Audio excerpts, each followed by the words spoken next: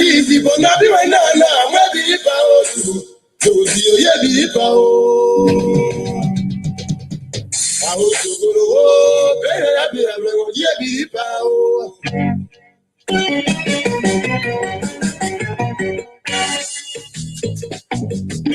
I'm not to go be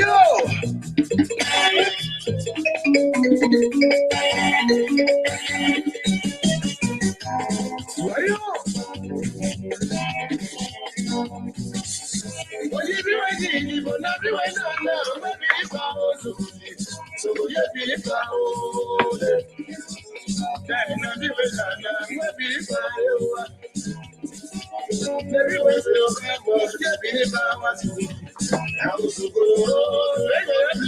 Maybe if I was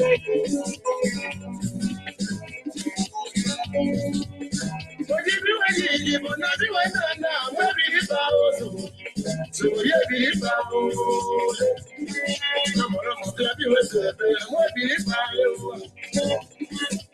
maybe if I was maybe if I was I was to go. We had no radio, and where I got no more. So yeah, if I was maybe if I was so yeah, if I was maybe if I was so yeah, if I was I didn't know what we had so yeah, if I was if I was so yeah, if I was Shamani now, get your mother. So yeah, if I was maybe if I was hello.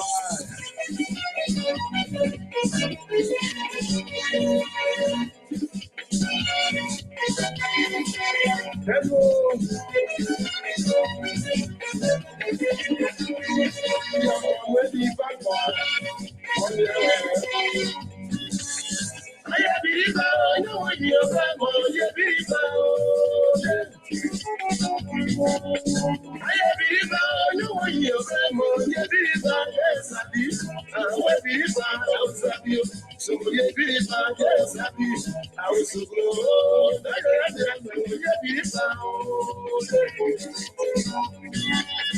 I believe I know when you're back, you believe I believe I know when you're back, you believe yes, I believe you. So you believe yes, I believe I was so good. You are when you went to your home. So you believe yes, you see that man, what will I you? So you believe man, you believe so you believe no matter you believe what believe so you believe you so you believe no you know say my dear so you believe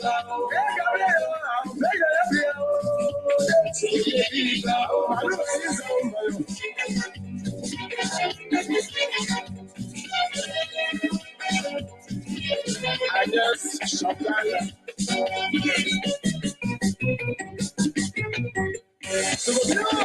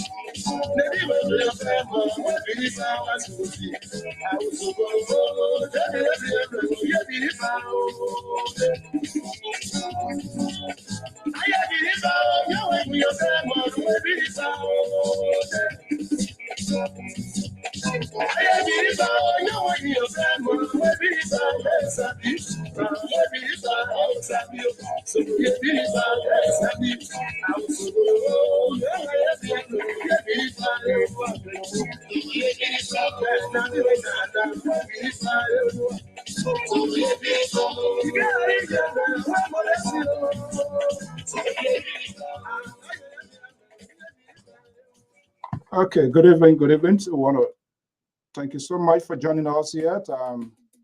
Thank you. Good evening. Good evening. We want to welcome our viewers and listeners across the globe. Thank you so much for joining us this beautiful, beautiful Wednesday evening.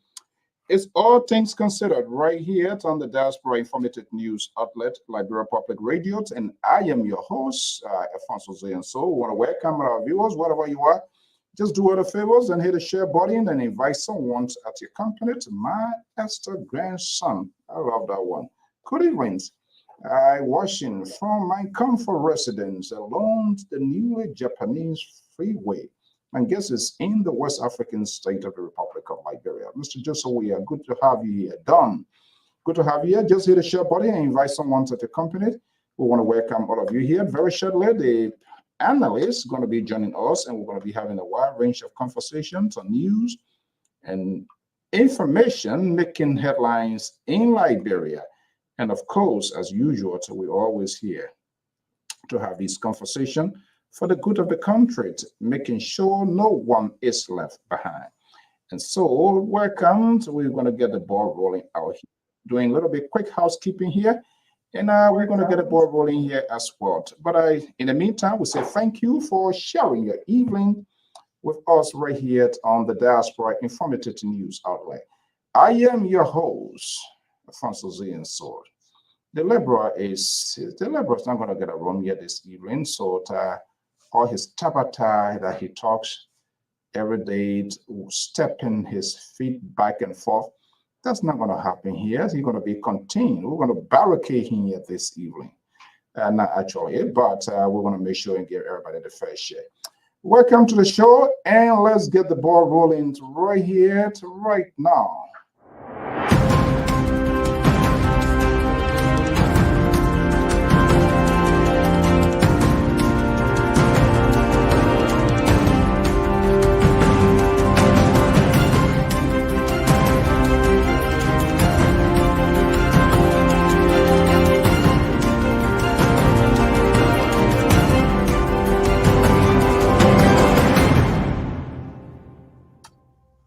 Okay, good evening, good morning, good afternoon, depending on your location. So wherever you are, we say good to have you here. I'm Alfonso Zayan Sort of the Liberia Public Radio and LPRTV. Here comes our prime time to valuable to being taking the top position as one of the top follower, Fatuma Sharif. Good evening. Good to have you here this evening, and I love that emoji. We want to welcome our viewers and listeners across the globe. That is unfolding in Liberia. We intend to give it a conversation, and you yourself will absolutely be involved in the conversation as well. And so, no sound. Are you sure? Check your device. I think the sound should be okay from what I'm saying here. Check your device. So maybe you want to turn it off and come back from what I'm saying here. Let me do a little bit testing here. Check your device. Let me see. Mr. Weir, are you getting us? Let me see here. Mr. Weir, are you getting? Okay, the audio is good. So just switch you want to switch it off and go right back, because I just did a testing here. Is good on my end. So I hope the Liberal not intercept your audio this year. Just the sound. Okay, yeah, good. So check. That's the Liberal. I told you not to be a fan of the Liberal, but you don't listen to me. That's the Liberal. He always infiltrate people. He more or less like a Russians. They always infiltrate people to electronic devices. The sound is okay now. Okay, you see, I call him out, so he ended up leaving it. Okay, good guys. Good to have you, but thank you for enlightening us, and that's the beauty of this network here. This is the rhythm that introduces the program to All Things Considered.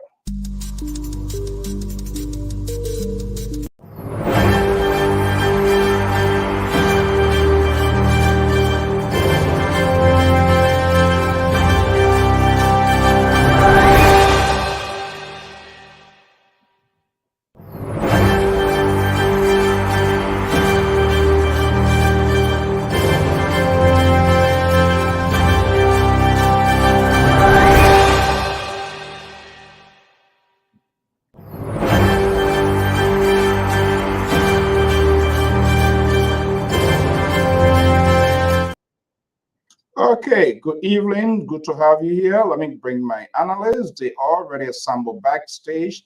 Let's bring them here so that we can get a conversation going because no time to waste. We have a lot to do and we must all engage this right away. Let me see here. I'm trying to get something going here. Okay, no, let's see this one here. Let's see this one here. Let's see this one here. Okay, this is it. Okay, let me go to right here in the Ocean State. Mr. Jared Backham is here, is LPR security analyst, is standing backstage. Let me break in. Senior analyst of the Liberia Public Radio. Good evening. He looks like Ambassador Joseph Boyka. I know we're a Boyka supporter, so which is also good. Let me go to New Jersey, where our senior analyst so Washings. They are here this evening. So let's see what we're going to have a conversation here. I am the only guy here, the only independent. That's what the Liberal don't like, but that's the fact. But it is our job to discuss what is happening. Okay, guys, good evening. So welcome. Good to have you here. Thank you for your community service, for giving back to your country, tapping into your expertise every evening here now to make sure that we discuss Liberia, to make our voices heard as well, and I will form part of the national conversations in the West African state of the Republic of Liberia. Good evening, welcome. Let's have a conversation right now. Okay, there's a saying that say what, lady before gentleman or gentleman before lady? Which one is correct? Ladies before gentlemen. Ladies Okay. and gentlemen. Okay, good. All right. So, Madam Valiant, good evening. Good to have you here. How are you today? Good evening, Mr. Soul. Good evening, Mr. Bacon, and to the people of Liberia, wherever you are today. Whether it's evening or morning, I want to say hi to you all, and I'm glad to be on this show among these guys, man. And when I'm not here, I miss the show, so I'm glad to be here Yeah, tonight. absolutely. I'm doing everything possible to recruit for us to get more female, but I don't know. I don't know. Someone agreed, but we're still waiting. And part of that is to have the diversity in terms of gender base, to have even if there's a youth that is willing to come here, as long you have the time, we are willing to. Anybody who willing to form part of this conversation is good. Mr. Barkham, good to have you. How are you? I'm doing great. Reporting Okay, for duty, sir. okay, good. Well, I think your friend, you seem to be, you and the Reverend Nailo, you guys are getting along. Eh? Yes, it's cool to get along. I mean, for the peace of the country, for the Oh, peace of the come world, on. for the peace Yes, of the world, we have to there's get a along. reason. There's a reason. You guys have one thing in common. That's why you're getting along. No, So, no, no, no, no, no. There's no hidden agenda. Look, we need peace and stability around the world. In order for the world to move forward, we need peace and tranquility in our country, around the world. oh, politicians, peace and stability. They always use that as a caliber to push their lines. But which is factual. We all want peace. When peace in Liberia, we also have peace here. Okay, today is all things considered. And so, to our viewers, this is a little quick commercial here. We actively involve in community initiatives. So we do live Facebook screens. We upload that into our YouTube channel. We do promotional interviews, commercials. We advertise. We play your commercials on our regular program during live show. We have what I call a special package because of what you do, humanitarian, and all of that. So, and we do all sort of things. It could be a wedding, it could be your birthday, it could be your anniversary, something memorable, be it funeral, be it family reunion, to wherever you are, be it in Liberia or here. Trust me, we have the capacity, and we can work around there's no way we can find that way out. So the number is there 682-433-8802, or even you can contact all of the panelists. And I think this is what we need to do now. All of us, we need to market this thing here. Some of you get millions of friends. You're in a lot of rich organizations, and they can be having function. They don't be using your what a man is say hachimokole. They shouldn't be using your own devices. Just send them to us, so that way, we can be able to keep the network running. Yes, because we not align in your budget that is support, which is okay. The institution as an institution it doesn't align with any specific group. This is why people always specifically where they find it. But we can do our stuff. Okay, guys, let's have a conversation. Too much is ongoing. People crying, baby cry. People making a lot of explanations. I don't know what is going on. Sometimes there's a saying that say, when you have it in your hands as you should treat it like a chicken egg. You should treat it in a very unique fashion. But when it's out of your hand, man, then it becomes it's a difficult thing. And then it leave you with what I call jawbone exercise. You just want to be talking about it. That's a long time to waste. You not even go first year years. People making explanation and all of that, telling other people to shut up. Come on, if the person don't come in your country, say that in your own country. Simple as it is. So let's have it. All things considered. Jared, Mr. Barkon, you're monitoring what is happening, what is going on, your government, its people, the society, all. Let's hear from you. What is most interesting that is glue to your attention for which you want us to talk about here this evening? Thank you. I'll be back. I think I hear myself. Then you need to, that means you get an audio there. You have something audio. Uh, If can you hear there's a, me? if you listen to another device and you want to lower it. There was a TV. I shut it off now. Oh, okay. No echo right now. Okay. Thank you. Yeah, thank you. I mean, I'm glad to be here this evening. Wherever you are, good morning, good afternoon, good evening. Thank you for having me here. The thing that's really hard in Liberia right now, although I think I sent it in the chat room, but I was not have the opportunity to go through it yet, which is the fact in the by me or by the Liberian people, is the budget 2023 and 2024 budget. Uh, Mr. Buckeye I introduced to the Liberian people. So I don't have the opportunity today to look through it, but as I'm hearing for the divan, it seems to be good. But Mr. Buckeye is on time to deliver budget to the Liberian people. So I think that's one of the things are very delighted. Don't control something out here. You hear it from the divine, it seems to be good. And then bad piece there, you get only the good one to talk about, right? Uh, I mean, if you do a statistics and you got 50% and you got 20%, then what do you expect? So the feedback I'm getting, it seems to be interesting. People are happy about it, so that's what I want. And first of all, the budget delivery is on time, so um, that's why. But I have not had the time yet to go through it, you know. So hopefully by tomorrow or the next time will come, we should be able to discuss it. I think I Budget is sent a it. long range. It's not, yeah, I think a I lot sent it. of them, I think I sent it in the chat room, for people to yeah, review it. we're gonna take time. It's a lot that people I gotta mean, it's a digest. delicate issue for so I don't want to rush to it.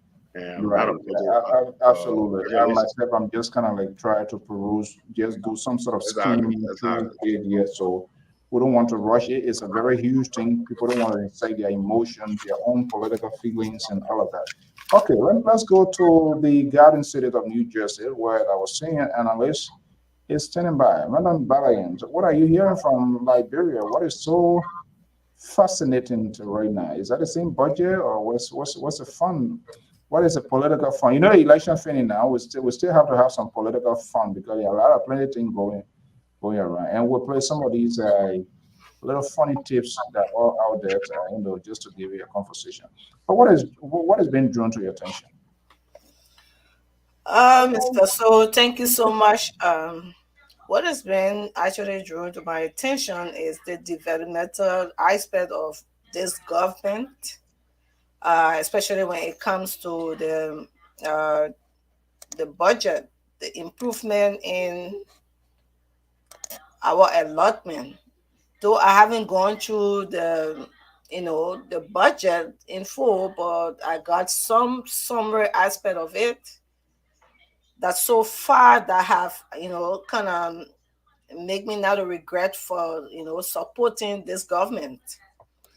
And not because sometimes you support something you feel happy about it, but my expectation is actually what I am seeing from the start. And if it continues on this path, I think we are on the right path of rescuing Liberia. I know right now it might not be to the expectation of the people right now, but they say a drum does not get filled, you know, at once. It takes a drop of water to fill the container. So for now, this is what I'm saying. Though I'm not 100% satisfied with the budget for now, but for the steps, that have been taken, I think to some level I am seeing a little satisfaction in my labor that I put to. Okay. All right. Well, for me, I want to cut my sails out all over the place here. Recently we didn't have a chance to discuss this here, and that was quite fascinating. The former CDC chairman, people are finding themselves, I don't know, they are making the political recommendations of what they're trying to do, or whether this is an inside work of the CDC to, I don't know. Molu resigns as chairman of the political party, and he has returned to mainstream to be launch this advocacy group now, the movement Stand, as they call it. And we saw what happens to what happens to other the rallying people. So I don't know. That's a sort of new style now to remake politicians, to remake themselves, to rebrand themselves, or something. Or people were misplaced. There are certain things they used to. There are certain things they good at, and so it's quite interesting to see Molu, and of course the CDC general. He was at one of the intellectual forum today, and some of the things that were coming from out of him. Oh, that my goodness, this is quite interesting. But we have to discuss that, and of course, our viewers, our listeners, are going to form part of that by us putting the number out there. Let's take a holistic and break it down here, not break it down in the simplest, but the overview. We all are not financial experts. But what is the budget here? What is the significance of the budget? Why we should put emphasis on it? What is the good side of the budget? All right, talking to me. Uh, Yeah, anybody can take the lead. Why should we be concerned? Why if we say budget, people might have interest in different places where they want to see government want to be investing more or whatever. So, where were you? And you guys are from different professional background. Fair to mention. So, where will you be looking at if you had the opportunity to peruse this full budget? Where will your interest be? Well, welcome, Mr. Isaac Rule, who has yeah, a strong community leader in Minneapolis. Mr. Rule, good to have you here this evening. Thank you for joining us. yeah, thank you, Mr. So, well, actually, my interest has been mainly is the health, There you go. education, and agriculture. That I era. will have been sorry. I said that your era, so I'm not surprised. If you're going to call differently, I'm going to say, wait a minute. I'm going to give you a chance to say it's to start all over. But you hit the nail. No, Go ahead. and there's a reason why I chose health. Actually, I'm in a health era because there is nowhere in this world that people can undertake anything without good health. So health conditions has a serious effect on man's ability. If you are not healthy, you cannot function. You are not healthy, you cannot produce. So for me, that is a major area that need to be, that the government need to be concerned about. And as you know, I was just in Liberia. I saw many of our people. They fight. Sometimes the people are sick, but because they don't have the ability or they don't have the fund, they stay in their houses and die slowly. So if the opportunity is given them, especially when government focus and when medical, or medication is available for the poor man, I mean, it will make them to go to, the various hospitals where the fees are moderate, amount to accommodate their ailment at a time. It will motivate our people and will make them to live longer.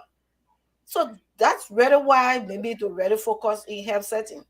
And for a country like Liberia, for where we are, and I mean, it's so sad. And we will have our parents there.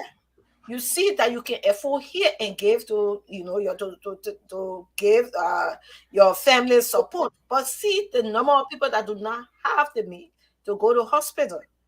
And if you ask them, they will tell you, I cannot afford the medication, or I don't have money to go to the hospital. So that's why I am really focusing in this area. Okay, we're gonna break down. We're And gonna the break next down. Mhm. and the next thing, the agriculture. If you cannot Agriculture. feed yourself, the next thing is you're going to get ill. So all of them are interrelated. Now you see, if you in Liberia now, if you don't have to, if you don't promote agriculture, you will not have the means, especially with the income that many of them having. The government is not able to employ all of the citizens. Those that will be there to be involved in the agriculture area, in farming and other things that they will do to sustain themselves, it's gonna make them to improve themselves in the country instead of waiting for a government job. So for me, those are those areas are very main concern to me.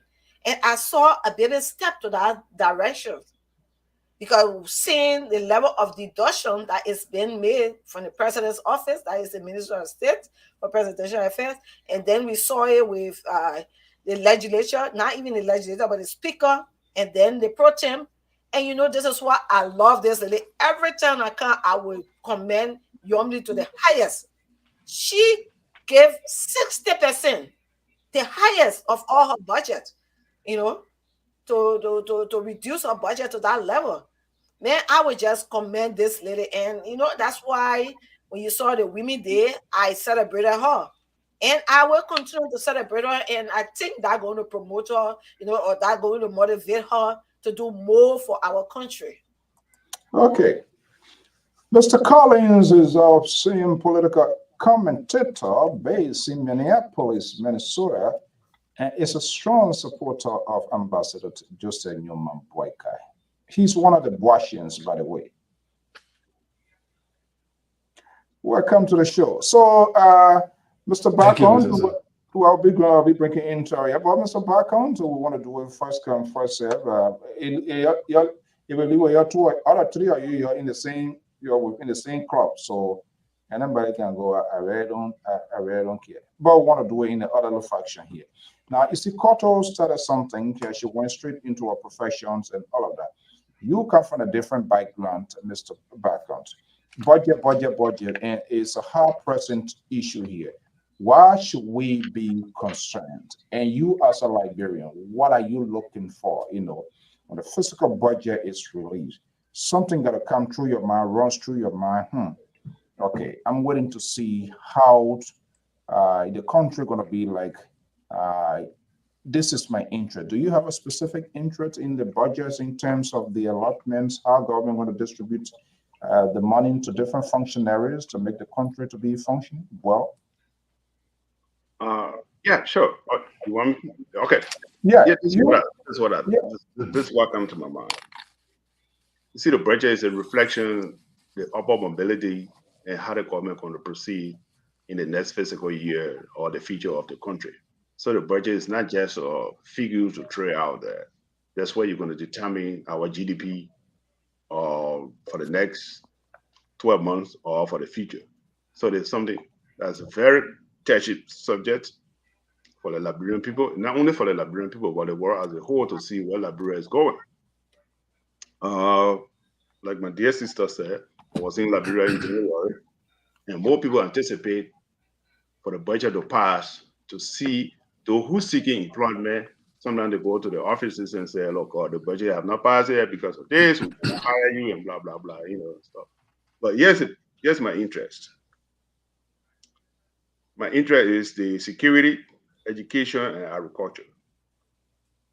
The three things work together. Then I will come to the health sector. But let me get a few minutes on each of these subjects. The national security, especially when it comes to the national security, we need to put a lot of emphasis or a lot of money into the security sector. If we don't, our defense, our police, our fire service, they need new system. Most of our equipment, they're dilapidated. I mean, some of the fire department, look what's going on in Liberia right now. Most of the horses are burning. I mean, I don't know whether you have been keeping stock of it, but look at every day or 2 or 3 horses got to burn. They can't even, the fire department cannot even get to the horses, and it's sad. It's very sad to see people. So that's what I'm emphasizing on the security. One of the things I want you to think about. Most of the time, we put pressure on it. All the police people are not solving the problem. The police people are not doing this. The security is not doing this. But there's no money. Everybody protecting their own area here. Culture went with the hell back on security. I think Mr. Collins going to cut through this corridor because they think you're doing all of your so we will look. All right, go ahead. Life is interest. Politics interest. Yeah? Politics interest. Look, we can't even solve some of the crime because our crime lab. I didn't know what I would get crime lab in Liberia. Okay? Or even statistics to say, based upon this, let's look at the budget. Maybe the budget in the security program, they want to send money there. But we don't even have an index. Like we can go in the FBI index and say the crime rate in Rhode Island, for example, have gone up, so we have to send a certain amount of money. Or the crime rate in Grand Jide, Nima County, or Lofa County. So these are the things we need to establish. In able to make money, we have to spend money. Now I come to the education. Why do I choose education? Education, when our children, today, you and myself, we are on the network because our parents made the utmost sacrifice for us to be educated, especially some of who from the rural area, to come to Monrovia, from Monrovia, and we migrated into this great United States. It's based upon education. So we have to break down that cycle of poverty. Poverty increases crime. Education, when you have the education, it's not guarantee that you're going to be a millionaire, but it guarantees you place in society. It guarantees you place in society. Why? Because like today we are on the net as an expert because based upon our education, based upon our background. So we are here. So we need to put a lot of emphasis or money into education. Okay. All right, let me finish. We'll come to the details, but if you get other piece there, and it's I'm going to tell it. Okay, I'll come to agriculture. Agriculture is important because we'll be able to feed ourselves. Look, our neighboring country. We want to buy we got to go to Ivory Coast. We want to go to, like my sisters there said, somebody can leave from Monrovia to go to Ghana for medical treatment. So these are the areas I'm going to do. But we're going to go into detail. I mean, like I said, I have not read it yet, but I mean, these are the areas that are touchy for me, and I want to address some of the issues, why it is important for us to put a lot of money into it. Okay, that's great. Thank you so much. Let's welcome our good people here, Madam Ellen and the Warsins. Good evening. Good to have you here. I think the owner who can put a foot in his mouth, he's not here this evening. So trust me, we're going to have a good show. Thank you for joining us. Of course, Alice Decontinua. I believe you will come. You will come. Son will touching you. Yeah, I know. When I start talking about it, I think you can jump. Alice, good to have you here. Alice is Liberian gospel artist based here in the USA. We're making plans to feature her here because we intend to touch every aspect, not just politics, professional people who are making meaningful contributions to make the nation to be what it should be as a country. Because here we have celebrity here. These people, they're powerful people. They are influenced into national politics here. We know what it means when celebrity endorse you and all of those kind of things. So thank you so much for what you do. Let me go to Minneapolis, Minnesota. Terry, you heard all the tabata coming from your friends and colleagues here, who all of you in the same area, which is also good. Where is the missing link here? I know the budget is so much, it's important. It gives all a sense of for the fiscal year, coming year, and all of that, how government going to operate and where we're going to see a growth into the economy, creation of job, enhancements and advancements of different sectors of government to make it more functional. They are others saying, well, people copy and pay something, they take it from the CDC wing, they put it up, try to make it a different structure. Okay, that is okay. But what is your concern? Is there a specific thing besides that? This is Wednesday, all things considered. Where is your attention being drawn? Sure, Mr. So, thank you. And to the panel, good evening, Mrs. Cotto Banner here and Mr. Jerry Bacon. However, what I think we are not getting, I'm not an economist, but what I read on the e-mansion website and I saw Boyma Kamara, what I read was a draft budget and a draft budget that that have been revised, that we're not looking at 1 2 that was submitted to the deputy speaker of the house. So that means this budget have not even yet been discussed by the house for them to agree whether if we want it or not. So the cutting of the budget for the house, I don't know if the house have agreed to that budget.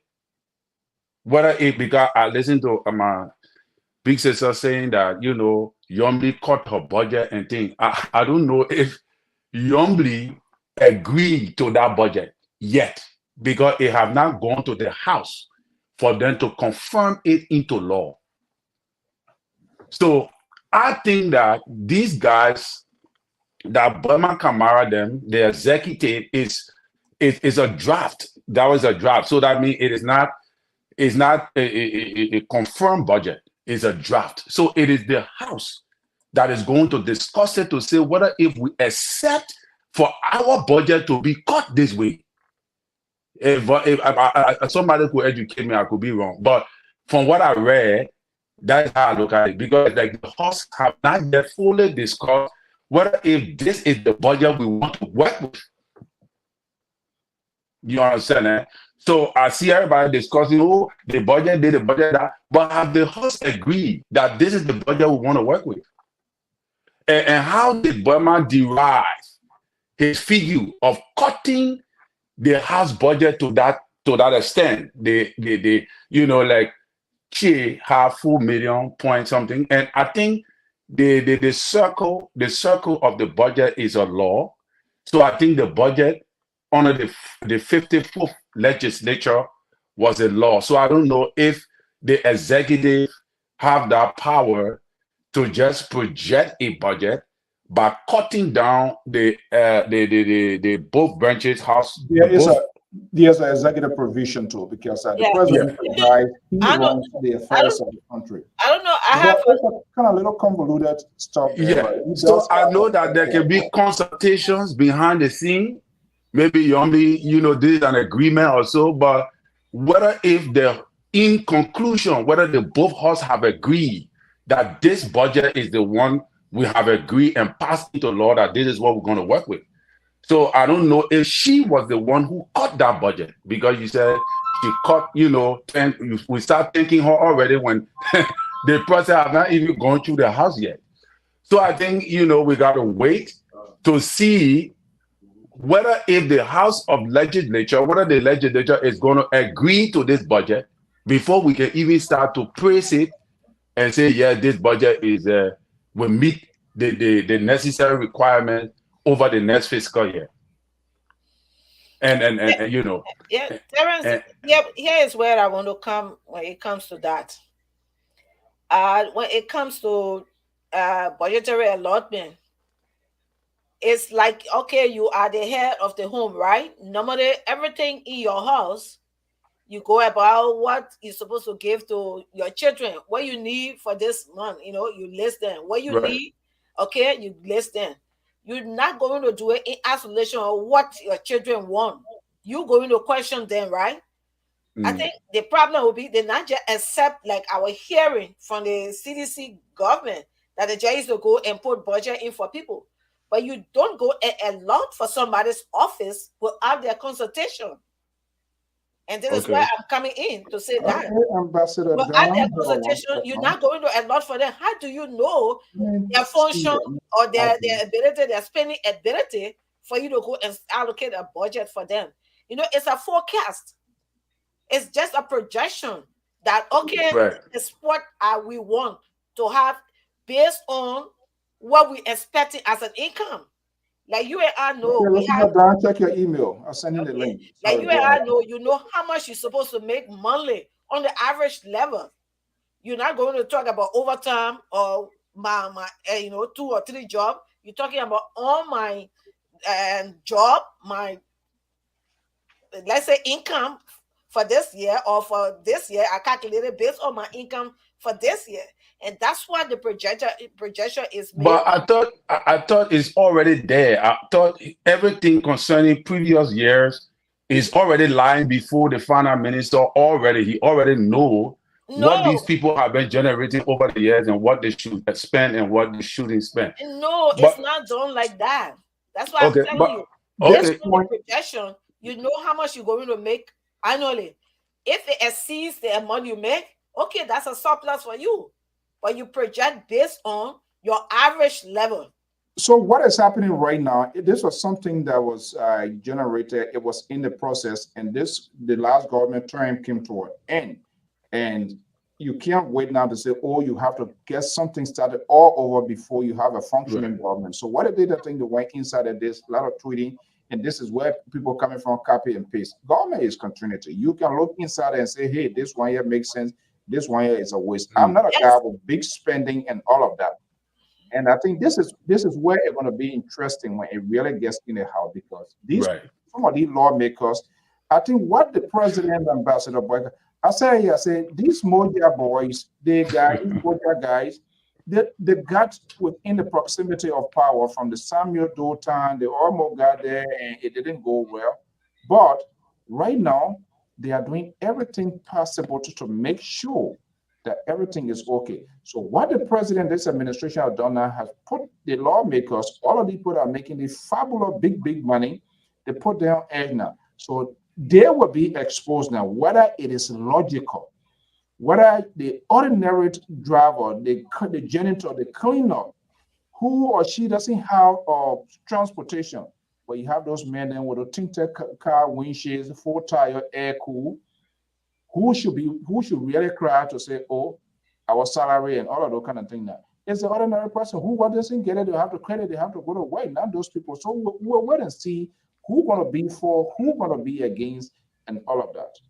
Yeah, so Mr. So I wanted to close because I didn't finish my so so in my opinion, from the whole draft budget, I think it's a political budget in a sense that the budget could feel confusion. It could be it could be a setup for confusion in the House, because obviously when it goes to the House, it depends on because the people, the Liberian people, looking at the House now as to whether if they're going to agree to that budget or not to agree to it. All right. So I think they set Burma them what his name the government has set the hustle.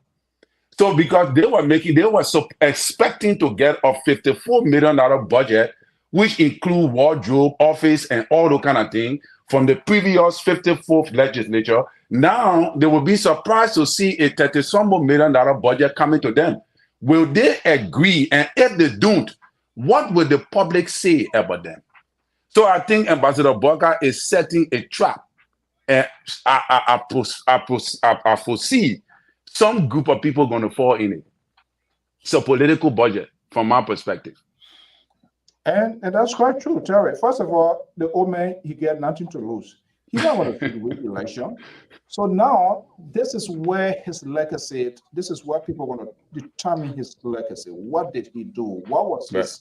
What was the hallmark? What were Liberians? What were the community? What were people who voted for him? What would be the most important, memorable aspect of the presidency of Ambassador Joseph Newman Boyka?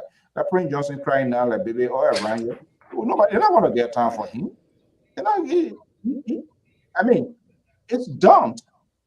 The old man 6 years is destined. Unless you say, well, I want to retire now. So he's not one who is saying, okay, after 6 years, I'm going to be seeking election, so I got to be mine 4 years to get. So, no, the party, whoever coming now, you got to cry your own cry. So, Mr. Bacon. Yes, sir. Yeah, You see, so. yeah, the budget like my brothers and sisters have said, the budget is a proposal process. It have to go through the House and the Senate. They have to approve. They have to approve for the budget. There will be a debate on the floor, the lower house and the lower and the upper house, to discuss anything. But let them be mindful. Like I always say, Boyka will surprise most of the people in Liberia or around the world. You can't call Boyka was no, I'm serious. I'm serious. Jesus Christ. No, not you. Huh? Oh, deliver. Oh, Lord. I'm serious.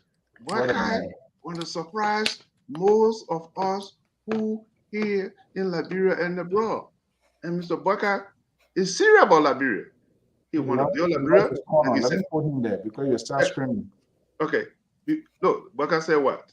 Think Liberia, love Liberia, and build Liberia. Okay? So this budget is a first step. It's an introduction. It's an introductory part of Boyka. How his administration going to go for the next 6 years. And look, like you said, you alluded to. Boyka not interested in buying a house. They may get one house for all the time he's been working for government. You get one house in Monrovia. You get one house in what the place?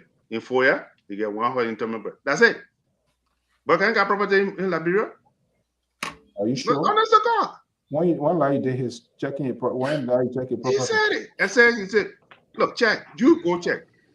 He been in rehab there for the past 40 some more years. In rehab. That house you were in. He been there before he became vice president. Before he became president. But I got no other house. All houses in Monrovia. Those who came to power, look at some of their worth. And we know some of them. Why can't I looking for property? Why can't I looking for cars? Oh, Lord. Huh? Every one of those own houses, the man was what? Director for what? APRC is a lucrative position. Minister of Agriculture. He could have built thousands of houses if he choose to. But Mr. Boyka is a man of vision, a man of principle, a man who think before he make decision. So folks, fasten your seatbelt. Boyka is en route. Wow. So it looks like LPR is becoming a Boyka effect. Jesus. Here we come another abortions. The Liberal Progressive last night was crying, baby cry, calling for Terry. Terry, is that a new or is he a new or rescue mission here? Good evening, welcome, the Liberal. Good, Mr. So. Good evening, fellow panelists. We're happy to be here with you guys tonight. You're not I'm sure the conversation is going to be very fruitful. So let's have the conversation. Yeah. When I in charge, then he do everything possible he can to contain himself. But trust me, all you show then But anyway, he knows where to get his thing going. Okay, good to have you here, Liberal. Your friend, someone really disappointed me, Fatuma. Where is I think I asked somebody asking where is the Liberal and all of that. This is it's just unbelievable. But good to have you here. Like you said, you are law on this show. I don't know where you got that from. But Liberal, good to have you. This is All Things Considered right here on LP Arrow. I've been told by a lot of. Oh, okay. Let's see. Okay, let's see here. I think someone who potentially is on the other side will be here. Let's see what I want to get his side as well. So let's see here. Yeah. I know my brother gonna come in, but can I say something quick, please, before my brother come in? Oh, brother, you can give me 2 seconds. You have it. All right, thank you, sir. You're the same people, so you're not No problem. Listen. You're going to say no. When you pull a jacket on us and say we are a liberal, you know what? To be a liberal, let me define the word liberal today. If it is wrong to put food on somebody's table, to put food on the table, if that's liberal, then I'll wear the jacket. If to pay somebody's school fee for them to go to school on free education, if that is the liberal, then I'll wear the jacket. If somebody will open a hospital or hospital free to pay for the hospital free of charge, you know that I will put a jacket. So who generate the money for all those free dinner? Well, I just because the man had put jacking us that we are a liberal. So when you are a liberal, you're getting out free. I mean, nobody got to work for it. You just give it to them free. But I just try to tell him, if you're a liberal, if you do listen into the community, that's what I try to tell him, because he put a jacket on us or put a cap on us that we are liberal. The liberal. So that's what I try to define. So wait a minute. Johnny Cochran, to be a liberal. If these are are you a liberal?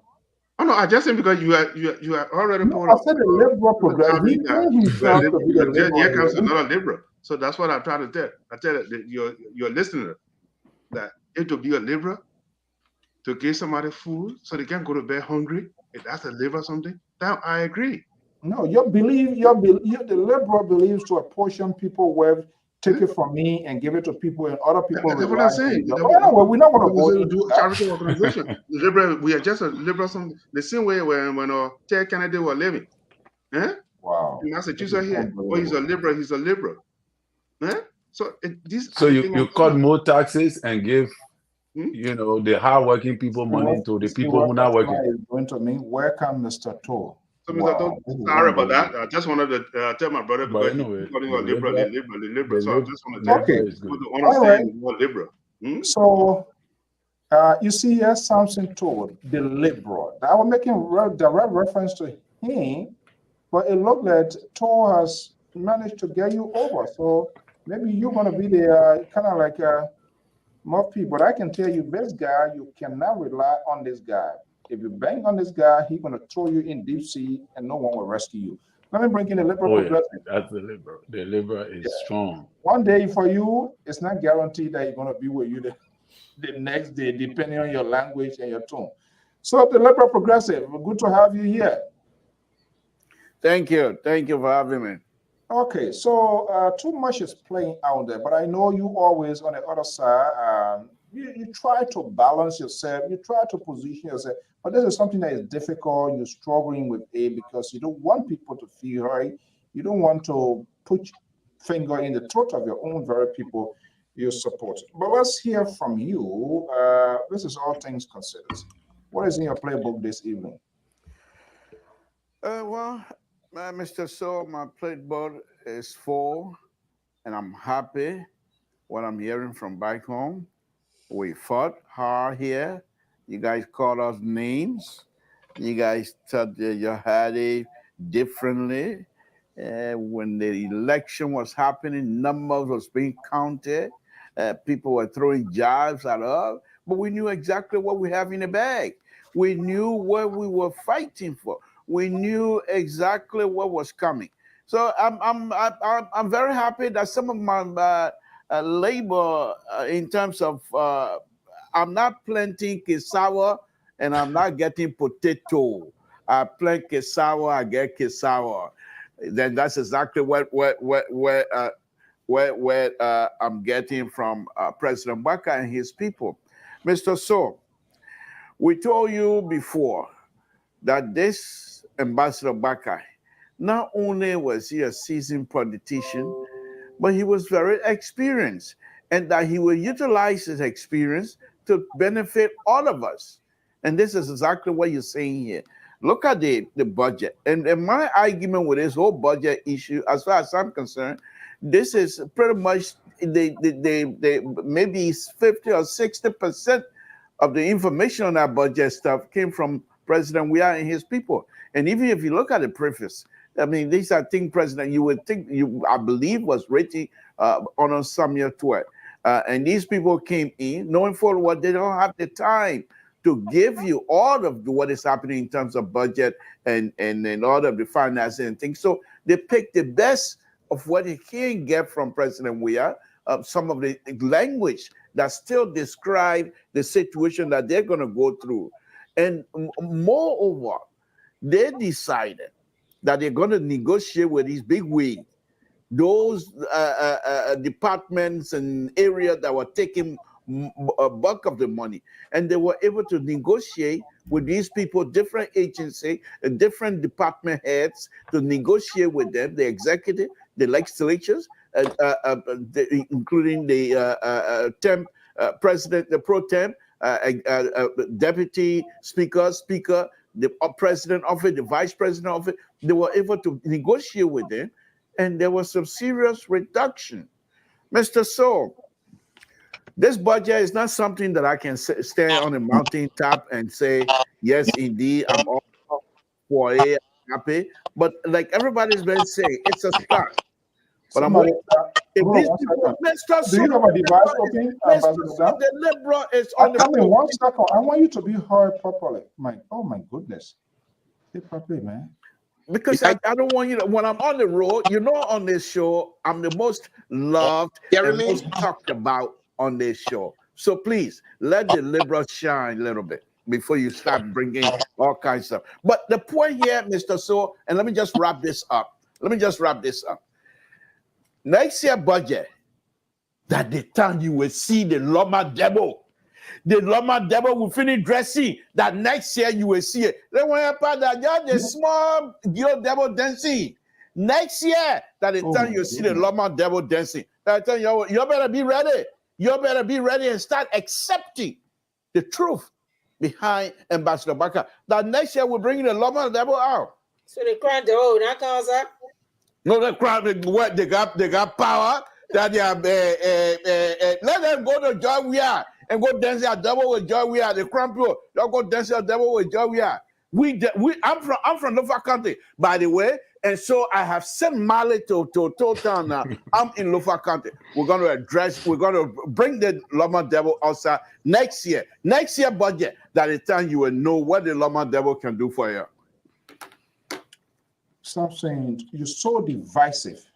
This is unbelievable. We're talking about budget, you're talking about Loma Debo? That's how far you going on? Wow. Okay, joining us here is Ambassador Roosevelt Dan of the RDTV, also in his business, one of I don't know, are you reactions or seditions, Ambassador Dan? Or both? I am sedition. No, you're reaction. Where you might sedition. You're sedition. The second time he did not CDC, you went back again? Yeah, oh yeah. You've been very far off from politics. Who, me? Yes, I contested on a party ticket in Liberia. I know, but I'm thinking about how you left and went back. That was the time I didn't catch. I saw you running on the ticket, but I didn't know when you went back. That's what. Okay. Well, okay, Ambassador Dan, good evening. Good to have you here.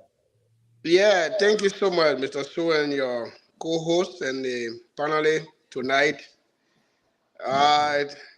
You heard what the Labour was saying? It is a pleasure for me to join you guys tonight, and I just want to say something about the budget that you guys are just talking about. When we talk about academic setting, if you copy somebody's work and use it as your own, it's a stealing. We call that plagiarism. So the Unity Party are gone against academic rule that is worldwide accepted by people. If you take somebody's idea and you do not give credit to that person, and being and calling themselves, how do we call it, rescued up, we expected them at least to do things differently than going so low. The budget that they are talking about, for me, I was expecting them to use the word we created, then to start using the word we reduced. So there is no difference there that for me, I'm saying, I expected them to create new budget that will fit the whole country. That any other person outside the country will say, yes, I think Liberia is moving in the right direction. But if I do something, you just come and say the size of this is this, maybe the size is small, I mean, just increase the size, then you are not doing different things. You're just trying to modify maybe what I'm doing. So for me, I see that as stealing. They are taking our idea without giving all the credit for that, using it, and the whole apology to the CDC party to give them apology for what they are used from us, our idea. Nothing different that I'm seeing. Even though they try to make it to run with it, they are think jumping here and there that they are done something big, but for me, I know that it is not what we're supposed to be celebrating because the idea, it didn't change anything. It is Georgia idea, it is the CDC idea to set the budget. So, Ambassador Dan, yes. you want to start Tabata so soon here? Yeah. So hold on one No, second. it's Hold not. on one second. I know my colleagues they're going to come in. Are you seeing the budget? Was that a CDC budget or the budget for the Republic of Liberia? It was for the Republic of Liberia, but I'm saying who brought the idea? Who No, drafted it? hold on. Coming to that. So when CDC came to power, was there any set or was there any sense of any continuity coming from Helen Johnson's leave that CDC adopted? Yeah, but for me, that's what I believe that government's supposed to do that. You had to continue from the next president. But to make it celebrating, I hate to say it is something new that just came from heaven and just touched down today. That's why I'm concerned. Oh my goodness. So they have absolutely done nothing yet for them to celebrate because we are yet to see the rescue mission actual work coming up in the country. So if you are just coming to say, oh, the budget was this, we reduced it, then what is it that you're celebrating about? Nothing different we see. Okay. They're supposed to create their own budget so we see that they are working. But to just reduce, or maybe you take 100 or you add it on the other side, you take the 100, you put it on the other side. So what's the difference that we are seeing actually? Oh, so let me see. I don't know whether the liberal, progressive, or Terry, Cotto, or Bacon, but everybody want to add their piece here. I just wanted to say something to Mr. Dan. Is it a specific thing to do to say it's a special thing to do? Because I'm an accountant. It's so good. The thing you're talking before I told something, I get an idea on it. I was an accountant, I am a politician, and I'm a nurse. So the three things I found myself right within what you're discussing. Now, my friend is here. Dr. Jones, the conversation is about the template. The template is there. You are not going to change any template there. The only thing that will be changed is the narrative and the figures. So you're not going, Joseph Baga government is not coming there to go create new format. There is no different format. The format is the same. The only thing you do the allotment and justify your allotment, which is the narrative. You do the narrative and then put the figures in. So I don't know where you're coming from, Mr. Da. I don't know whether you have idea of how budgetary allotment is done. So that's not CDC idea because you said CDC just left. It had been from time immemorial, it been there. The template is there. You go in a lot. That's what it is. So I'm so sorry, this is why you lose the election. Because there was one point you just flip-flopping. You flip-flop. I've been following you. And this is not flip-flopping. This is not capping time. When we come to governing, this is where for me, we are governing. We're not campaigning. We're not telling you, we're waiting for 12 years. Now 14 years we're waiting for. We're governing right now. Everything that we're doing is the template, the sample. This budget is just a sample of what will happen years to come in the 5 or 6 years to go. So I'm sorry that you just come in to say they follow CDC. CDC created any template. That template is there. The budget format is there. You just do your allotment and send it in. That's what it is. So I'm sad that you bringing this in. I thought we were going to be discussing that you're not doing that budget format. So, Ambassador, just hold your peace because trust me, they're gonna. No, let all of them talk before. Yeah, they will be on you to know you will not even see it go. When a liberal comes, that's going to be a different thing, not to mention Terry.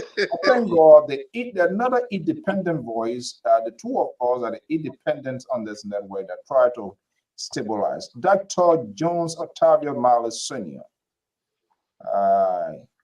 Dr. Jones, good evening, welcome. Yeah, good evening, CEO, and good evening, fellow panelists. Mr. Bagon, how are you? I'm doing good, sir. Okay. All right, welcome. So, Okay, let's see here. Who wants to go? John, back on, you get anything to in response to what Ambassador Dan said? Let Mr. Jim go first. Because he just come in, so I'll give you an opportunity. Let him go ahead first, and I will Don't make address. friend with him. He's not your friend. He's we are two here No, from man, I just want to give it. I just want to give it. I just He's want not to give looking it for a your courtesy. I friendship, just want to so give it a don't even courtesy. go there. He's not looking for your friendship, okay? No, You I don't already got with the law. liberal I don't wing. got law. You already with the liberal wing, so don't even. He is surely not your friend. Surely. He's not your friend. We two of us here. We pair together. We match. So you, Terry, Sese Goyo, Amos Joy have with 1.5%. One day he comes to people, another day he go on the other side. You're still on your side. We don't need you. Okay, Terry. Yes, sir. So Yeah. What the ambassador not understanding is that this is a revised budget. A revised budget is a budget that have been adjusted. You understand? It's a revised draft budget. So a revised draft budget is just a budget that have been adapted and adjusted. So a revised budget, there is no much difference. You understand, eh? So because we're coming from one government to another, you don't expect us to go do a whole different restructuring and all that kind of thing. We don't have that luxury of time because we have only 60 days in power. So you don't expect us to go do all that kind of stuff. So we're doing a revised draft budget. And that alone is supposed to explain why you guys running all over the place. Oh, it's a cut and paste that Samuel 12.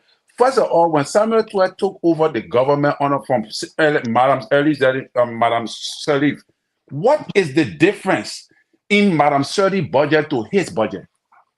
Do you know the difference? Can you explain to me what the impact? Very huge difference. Oh God. Okay. Give me updates.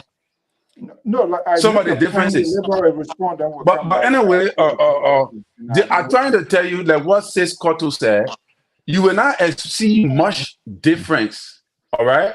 Because the budget is the same amount of money that is being translated into the next government. But this particular budget is a revised draft budget. That means the budget is not going to be much different from the previous budget. Okay. The Liberal, you still want to speak on this? Well, just a little bit. Mr. Don, Ambassador Don, did a wonderful job in his area. Every time I read her addressing, I want to put that up from before. Build a huge hospital/clinic in his area. I saw it, and I took some pictures. And the most impressive thing is it's not too far from Tapeta where they have the huge hospital. So I think if many of the counties or even the area, if they were to have some sort of a clinic or a hospital/clinic the way he built it, I think that alleviate most of the suffering in his area if it is staffed. Having said that, Ambassador Don, thank you very much. You see, that's why your CDC, somebody told me here, don't put my phone in my mouth tonight. No, that CDC will come, that Madam Ellen Wilson, she said, don't put your phone in your mouth tonight. No, I'm not putting my phone. That CDC always coming and they put their foot in your mouth. Ambassador Dan just show that CDC able to put their foot in their mouth, and I'm not going to help them tonight. Here's what he doesn't understand. What kind of credit Mogeya? What you did? Listen to this. And I'm not a budget person, so I'm not here to boast about any budget. I don't know anything about money business. All I know, get paid, use my money, whatever I want to use it. The rest of it, if I can save it, fine. If I don't save it, I eat it. I buy my kesali and both meat, and that's it. Now, the kind of budget I can do. But keep talking about money, no, that's not my area. But let me look at this. Minister Ministry of State reduced from 20 million to 9 million. And you want us to get your credit because you were stealing our money or putting your foot in your mouth, building all of it. In fact, Mr. Don, you need to be audited, even though you did go in Nima County. But I think the fact that you are associating yourself with these people, we have to audit you as well. Let me go on. On a very serious note. Oh, Lord. The office of the president, President George Weah, $4.4 million, reduced 50% on President Baka. Vice President reduced from 4 million to 2 million, reduced 50%. Legislation. This is what I told you guys, and this particular statement goes to Terry, Mali, and the so-called host of this show, Mr. Soul. Because when I was out here arguing that Falanti Kofa was going to be one of the most important person to President Baka agenda, people were ridiculing me all over. Look at the speaker budget. And Falanti Kofa didn't say point. Because I knew exactly Falanti Kofa. Once you talk about Liberia and Falanti Kofa find out that it is in the interest of the people of Liberia, he will say nothing. So Ambassador Roosevelt, thank you for your service. Thank you for providing the hospital. And the good thing is the hospital is pretty much on the highway, so anybody can get sick at night on the highway, and they can just rush him in there. I want to thank you. But in terms of money business, please stay out of money business. Just go and build hospital in Liberia will support you, my brother. Stay out of pure money business. Thank you. Oh, my goodness. Okay, Amos George, good evening. Welcome to Ambassador, I'm going to bring you in to respond. The reason I muted you, I was having some feedback, but as soon as I ready to call you, I'm going to get you. Trust me. The good thing, I am in charge. If it was a liberal, trust me, he saw how what he did, Jenna, he praised you, he carried you out, and then he took the life jacket so you would someone saw and leave you there. Amos George, good evening. Welcome. Good evening to Madam Cotto and good evening to all the gentlemen. Oh, good evening, Pa Josh. You can't call people on the internet. No, there are too many men. I don't have too much interest in calling men names. Mr. Soya or Terry.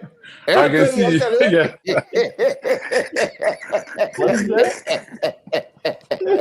I understand that.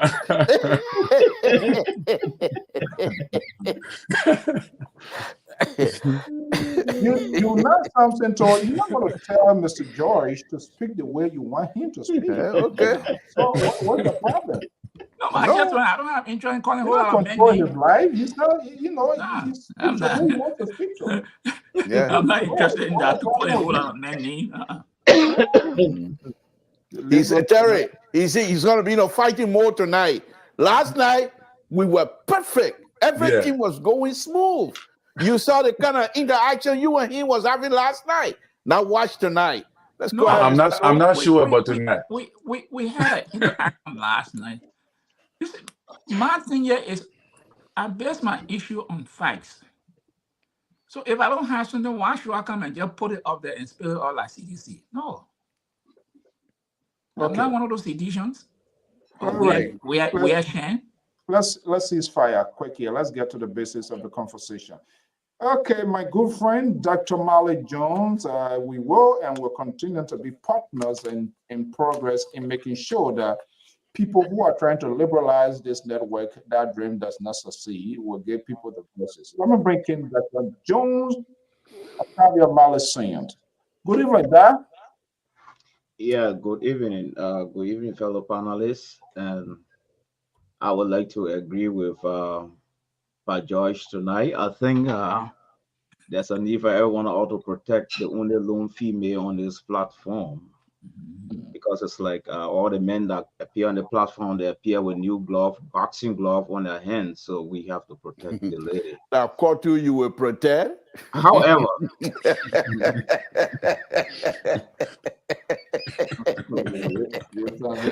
You're asking for trouble, but I'm watching. This is women month, so yes, I just wanted nice to to her. Come on, liberal. What a I problem? just wanted to throw a Okay. little light on the issue of the budget. As usual, we the independent will try to look at substance. Yes. Jesus. Yes. The budget issue, if Joseph Boakai, His Excellency, had not passed a budget, it was going to be another whole about it on this platform. So the issue of the budget, I don't think it should be the issue of competition right now.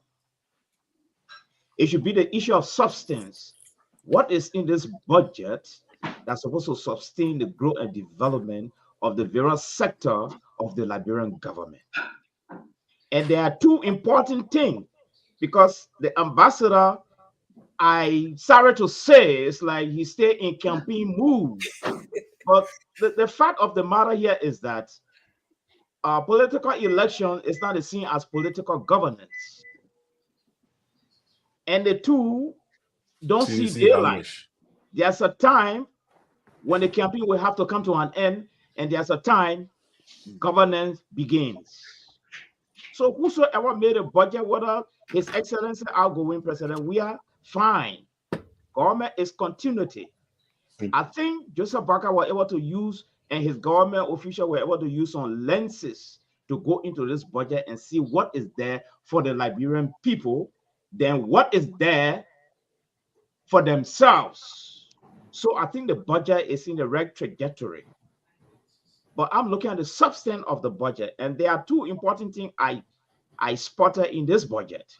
One, 41.3 million spending bill is being allotted for government salary. That's good news. We don't want people getting on the street to demonstrate.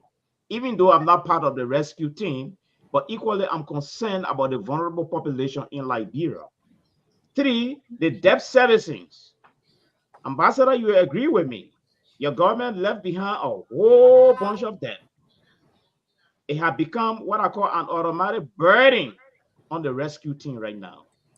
So they have set aside 5.7 million, which is 14%, to subsidize that debt. And that's a very good news, because if nothing is done, the World Bank coming in to give you money are going to be a problem. So I think the budget is in the right trajectory and things are happening, and I love that. But here is the sticky question.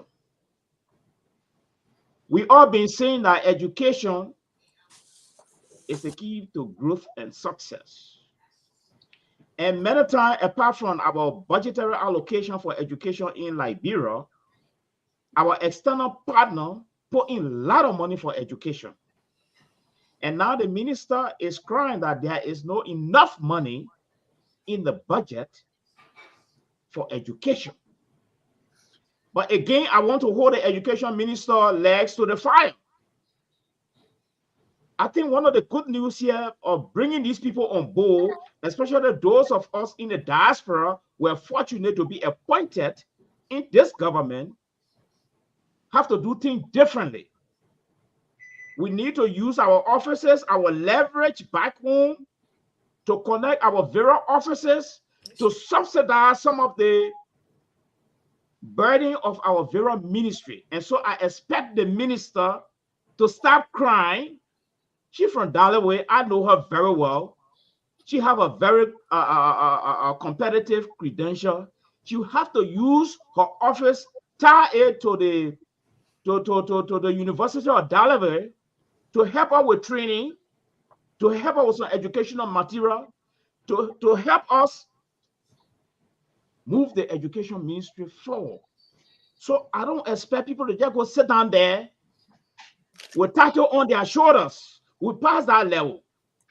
So everyone that is appointed, there's a challenge now. You use your office and use your leverage and your connection to move the various offices you've been appointed to take forward. So we no more in campaign move, Ambassador. That budget there is the Liberian people budget. It's no more Joe, we are budget. It's no more, Ambassador, Boaka budget. It's the Liberian people budget, and I want to focus on the substance of the budget. Okay. So as you can see, that we're in a crowded house today, so we're going to keep it concise, strictly to the point. But this is how an independent speaks. When an independent person speaks, he addresses the issue, not somebody comes to praise somebody and then later on you say you put in under the bus. Okay, let's go to Emma Joyce. Good evening, welcome. And I'm going to bring in Ambassador Dan before we can change topic. We hope to put a number out here as well. It's now 23. Emma George. Yes, sir. All things considered, too much is going on here. What are you considering? The beautiful moment in town now is the budget. I need a budget. So that's the most beautiful woman now in town. The budget. That's So her name. Yeah, so I'll break it down. Because I like how you, even though I don't agree with you on a lot of things, but I like how you can simplify and break things down to the lowest. Not a liberal who just come and throw his red meat and get No. Why people who ordinary people who don't know what is budget? Why should we be concerned with budget? Well, the budget is the one the government used to spend money for development and what have you in the country. So that's the you consider the nerve of the government, the budget. Because when the budget comes out, it tells you the direction in which the country will be going. So everybody concerned, getting paid, services, is all depends on the budget. So look, people know me. I support Joseph Boakai. But I said, hey, he's the president, so we got to hold him to his words. And just last night, I was thinking about the legislatures and executive office money they're using. And I've seen some cut in the budget this year. Is it enough? No. But I think this is a start off because those guys are making for nothing money. They're not doing anything. That's too much money they're making. They legislatures. And I expect next year, I think there should be more cut to activities in that building because the Liberian people deserve better. You can have 101 men, 4, 5, 7 men taking away millions of dollars. But, CDC, the talking point, we saw the devil dancing for 6 years. So we know now how the devil can dance. When they're thinking, we know the direction in which they want to go.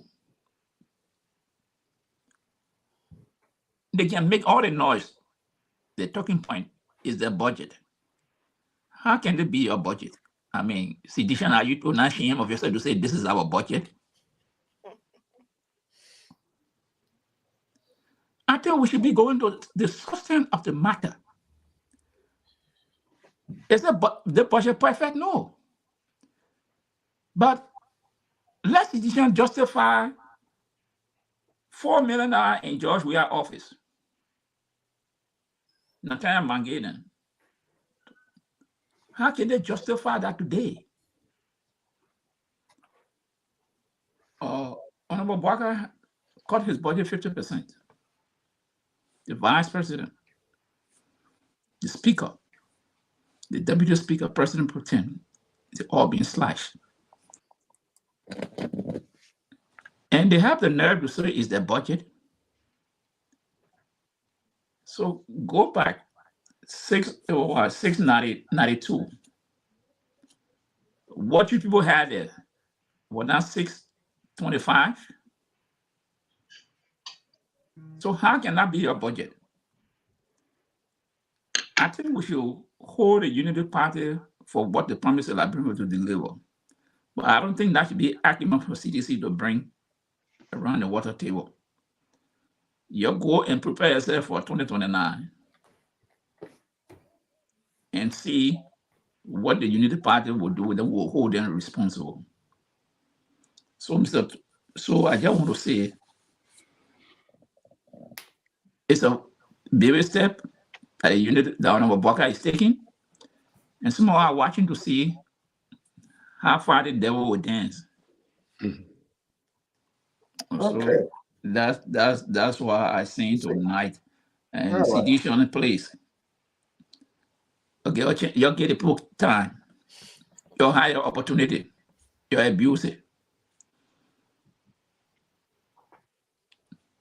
Okay, that's what we do here. Civility is maintained, even we agree and disagree. So let me bring in Ambassador Dan, and you heard all of them to sort of smash down, just to put you in a steel cage, man.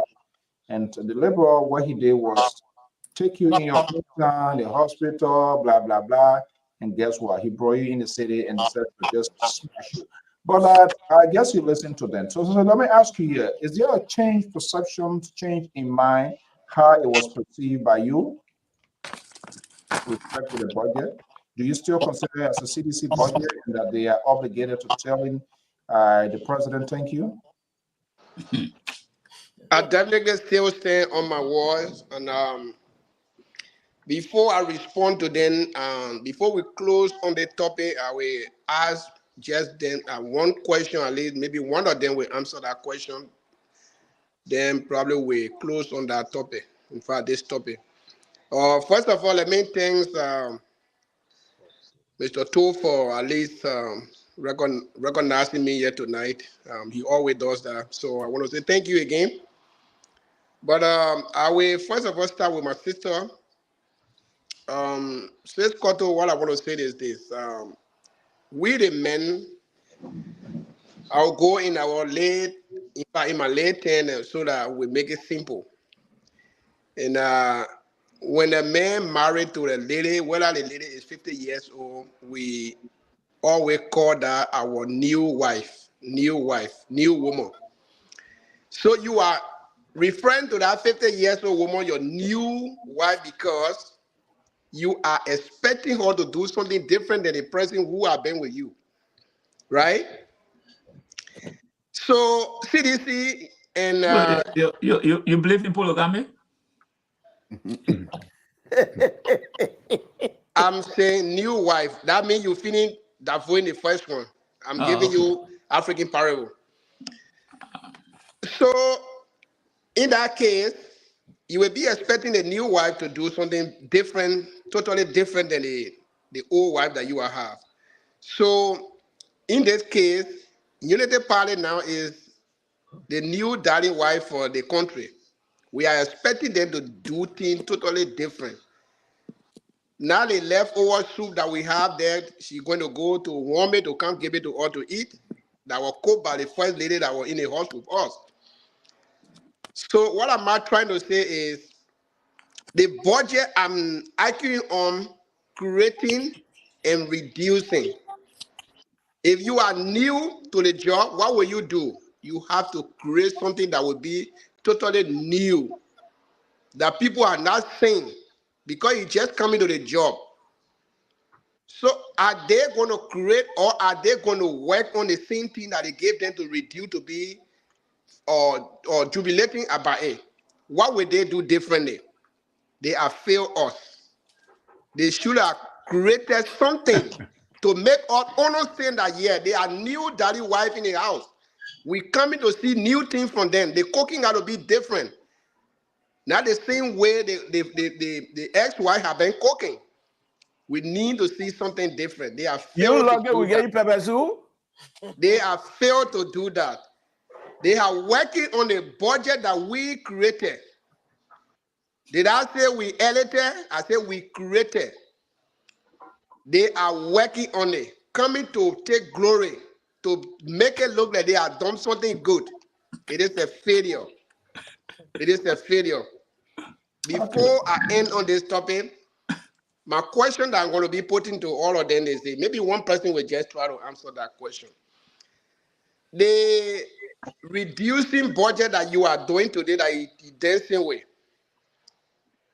are we expecting to see the budget increase in the future, or are we expecting to see that reduce consistently? Well, look, budget is a projection. Reducing, increasing is depending on your revenue generation. What you strategize, how to create more revenue. So if the government put in places that Roosevelt down got 3 horses, you pay taxes regularly on time. Now, Abel George can have 2 horses and the actual value is placed there. Then you can expect the budget to be increased. And private sector investment, that can also help your budget. So that it's just simple. Okay, But so I don't know then, what cities, I no, don't know thank what you, cities you thank did you, to thank increase you. the You, budget. you okay, don't go that far. but That's what I just wanted to get. So since that is the case, Mhm. that the increment based on what is unfolding. Now you, Kim, you didn't ask question why George Weah budget reached to that level. And you are actually are able to say you know exactly what was going on, according to you.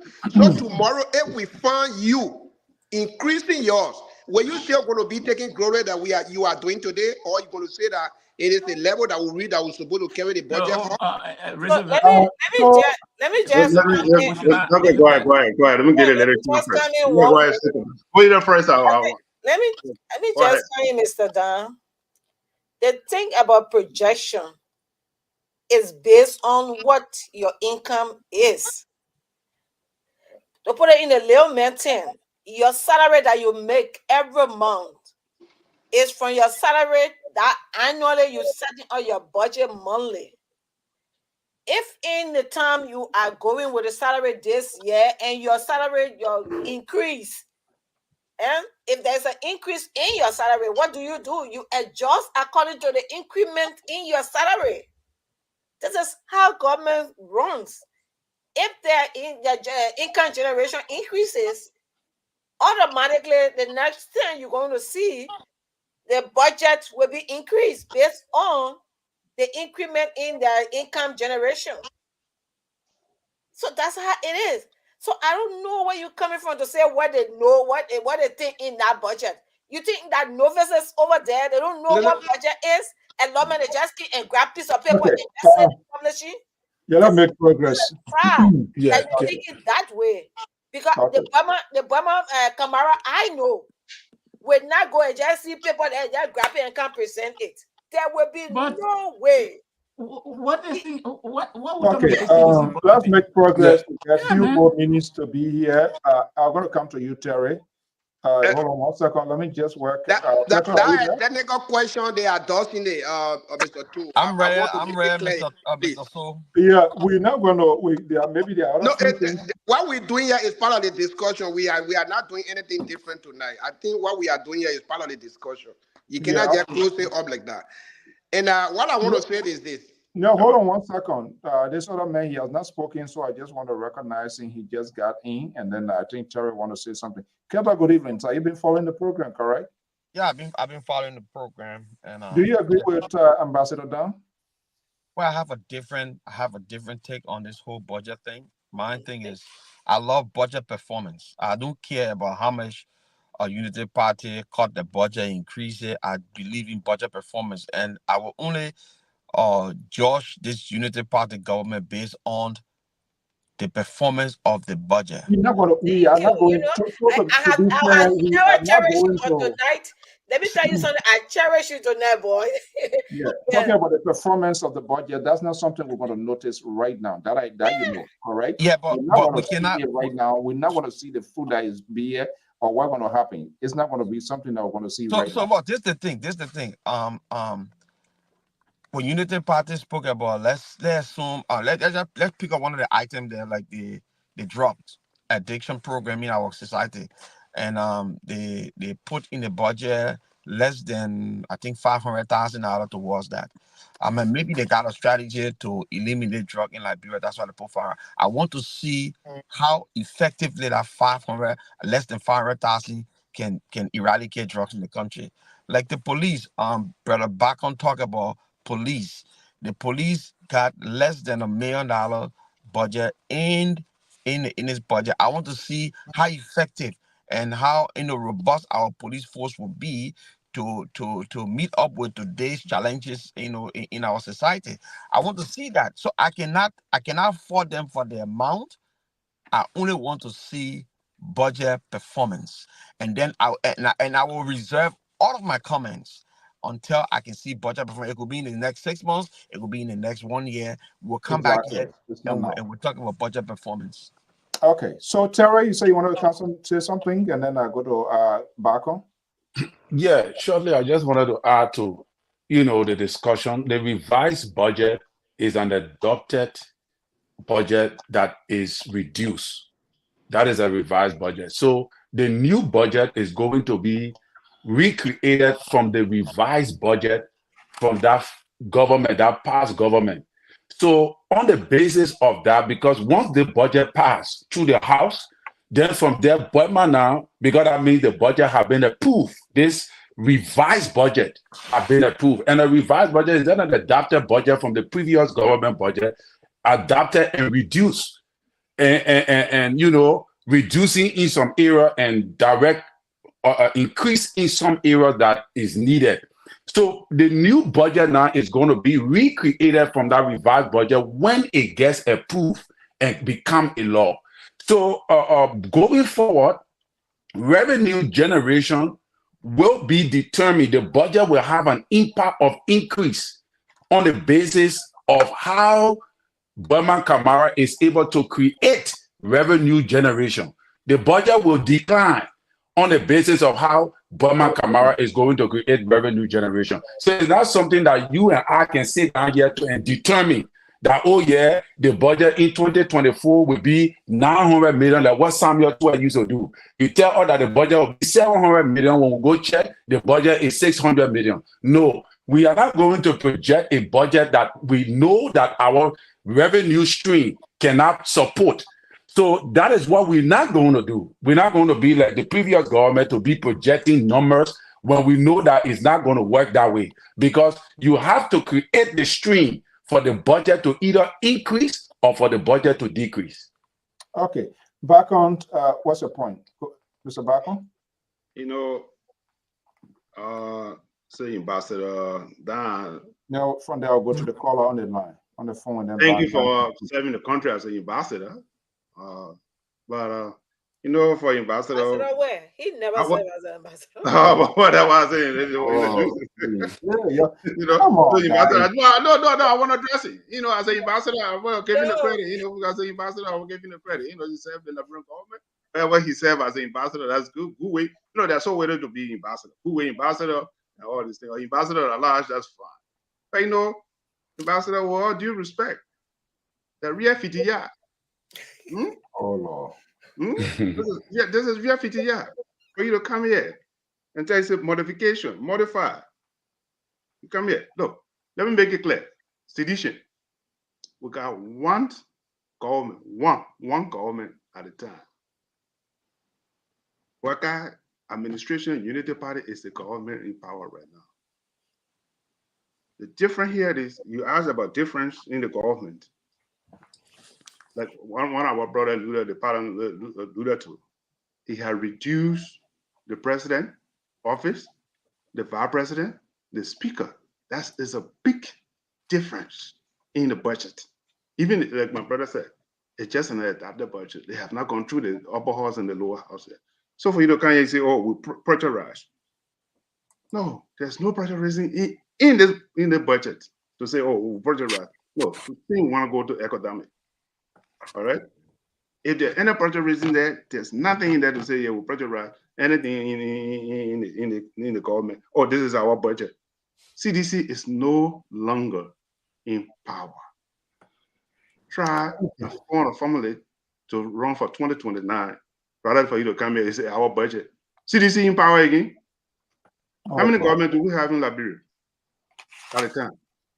What our constitution says, there's one president, one vice president, one speaker, one senate. That's what you got to take into consideration. So, Ambassador, please, thank you for service to the Liberian people. But this is pure PTR for you to come here this evening and tell us, say, oh, we'll modify or we'll pressurize. No, we'll do modification. Mr. So, can you give us... Mr. So, can I give this information real quick? Can I give this information real quick?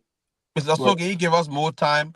Only two people that represent whatever. You got about 1, 2, 3, 4, 5, 6, 7 people. No. Thank you. Not because because it's Hold on. There's a caller on the line. Let me go to the phone line there. I come to you, Terry. Okay. And anyway, but I mean, you know that the budgeting going to take, which of course is important. I'm just listening. Your caller on the line. What's your name and where you calling from? My name is Victor, and I'm calling you from Dallas, Texas. Okay. So, good evening to the panelists and the listeners as well. It's a good thing to be on the show tonight, discussing the issue that matters for Liberia. So, I just wanted to make my input on the discussion for tonight. Go ahead. On the issue of the budget, Ambassador Dara, I heard you ask whether there will be any change in the coming years of the budget. So when you go through the budget that was presented by the Ministry of Finance and Planning and Development, if you go to the projection area there, you see that the ministry is projecting that by 2025, we'll have an increase of 6.4%, and by 2026, we will be around the same 4.6 or 6.4 or 6.5%. Now, the budget is just a projection, it's like a reflection. So for CDC to claim that the other party is using their budget is kind of laughable, because you must understand that the government projects based on what they expect. Now, this government just took over, they haven't even gone 90 days. So they don't know what our revenue stream is and what is expected. So they are only projecting based on what they net. So after the next 6 months, when the Ministry of Finance and the LRA work together and see what our revenue stream is, but then the next year budget, we will now look at where our budget will increase from, whether it's through domestic tax revenue or whether it's through funding. But one good thing I would say is that, Mr. Mario alluded to that, is that in this budget, the government of President Bata is doing loan financing, which is servicing the debt that CDC took almost $1 billion, which is a very good thing, because if we don't service our loan, obviously the IMF, the African Development Bank, and other partners will not want to, give us money. Exactly. So that was a very good thing that the government also do to service our loans. So this is just a projection, brother. Hopefully we see, we'll look at what the revenue stream is in the next couple of months. And then like Mr. Keta said, which his government didn't do in the past 6 years, is budget performance report. We hope that the Minister of Finance and the Senate can hold the Minister of Finance responsible to do a quarterly budget performance report that will give us an insight of what the budget will look like in the coming years. So thank you very much. Thank you, Victor, always. My listening part. Thank you so much. Okay, that's what we'll do here. Mr. So, can I just get 30 seconds? 30 seconds must be USA 30 seconds. Now I brought 30 seconds. 30 seconds. So, President, we are in on Friday, 9th March 2018. President George Weah has submitted an adjusted recast budget, which means it's a revised budget as well, of US $536.2 million for the 2017-2018 fiscal year, which indicates a cut of 100% of other goods and services that sum up to US $27.4 million. The previous approved budget was US $563.5 million. That means that under Madam Sharif government was 500. Her recast budget for that year prior to President Weah taking over was $563.5 billion. President Weah recast budget, which is a revised budget, a cut and paste, the same thing you guys are saying, was $536.2 million. So they did similar to what Joseph Boakai government is doing. There is no big difference. Okay. All right, let's go to That's what I want to put in there. Keto? Yes. Terry, this is the thing. I think everybody come to the table with their own hope and aspiration for the Liberian people, and the budget is a reflection of what this government will be doing for the Liberian people based on what they campaign for, and we are hoping that they meet, their goal, and we'll be holding their feet to the fire. I do not expect, less than what this government says she will do. And so with all the expertise on board, I think the government will do well until they prove us. I mean, they prove themselves not to do well. We will always hold them to the fire. I'm not going to hold this government foot to fire because of the budget they propose or at the legislature. No, because the budget has not done anything yet.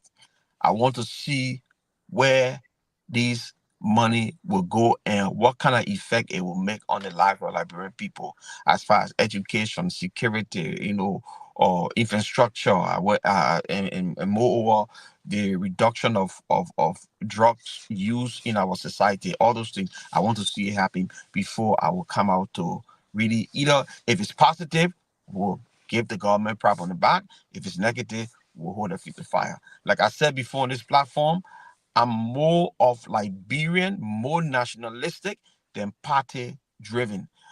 Politicians will come and go. They will say they will say big things, they will not do it. And because we, like you said, we dress our own devil and protect our own devil. This is the reason why our country, and forget about the country. This is the reason why our country not moving forward. I think for all to be more or Liberian, or how you call it, Liberian than Unity Party or sedition or we are Shen, let us be more Liberian and see our country move forward, because that's why we're on this platform for. We all want the good of our country. I don't want the good for Joseph Boakai, to be honest with you. I don't want the good for any of these people in government because none of them put the food on my table. I want it better for Liberia. If Liberia is developed, I'm happy. Not Joseph Boakai being developed or President George Weah or whoever there. Once our country is developed, the people are okay. That's all that matters to me.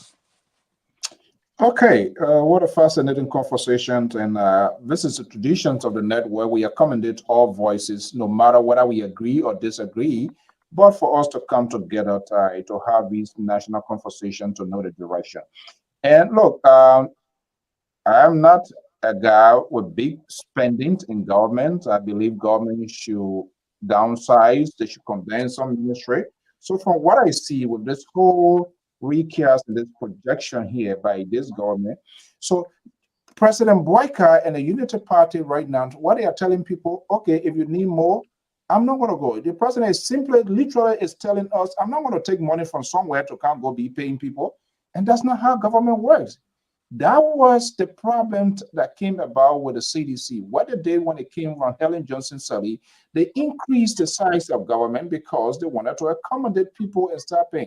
So if you look at this court here, look at Ministry of Presidential Affairs. For God's sake, operating 20-some more $1 million. But the one that is free. For what reason? What were they doing? And you have other important strategic, I'm not saying they're not important, more or less it's on the executive. But for to have this sort of kind of money that it was spending. And guess what now? It come down to 9. Look at even the House and other agencies of government. So this is like, I will work with what I have. And we want to see, and like I said, it's too early now to make for us to see the performance of this budget. It's too far. We are too far from that. How they're going to implement, how they're going to apportion it properly, and the result coming in will tell us exactly. Now, so what they are doing, they are starting on the lower pace, and then maybe gradually, when they see the growth, they identify where the resources coming from, where government will really want to generate money. Then they escalate. Then they go on the higher scale. And that's how it's supposed to be. You don't want to go up and then you plunge into the sea. You start low. When you go up, you can see that it's bare outflow. So we're waiting to see. Let's see how it happens. But the president is telling people, hey, Senator, Representative, you're making a whoppy million. If you want more of it, go out there and go find it for yourself. When you bring it to the government, we bring it, then we'll pay you. But for now, this is what we have, and this is what we're going to be operating with. Tell Lion Yakon, let's hear you quickly. We already. Thank you very much, Senator Lion Yakon. Well, I'm not a economist, but this budget is a political budget, proposed budget. Let me see one of the people in the House will already accept this draft budget. However, what makes it mix it political is that let's get into which by using they have nothing to say and the Unity Party was a black party, party. They came up with this draft budget to take the people down from their brutal work they done yesterday. However, The what? What you say? they were brutalized yesterday by using them. Oh, come on. Yes. The cuts, let me see how best this budget will perform as one of the panelists said. I concur with that.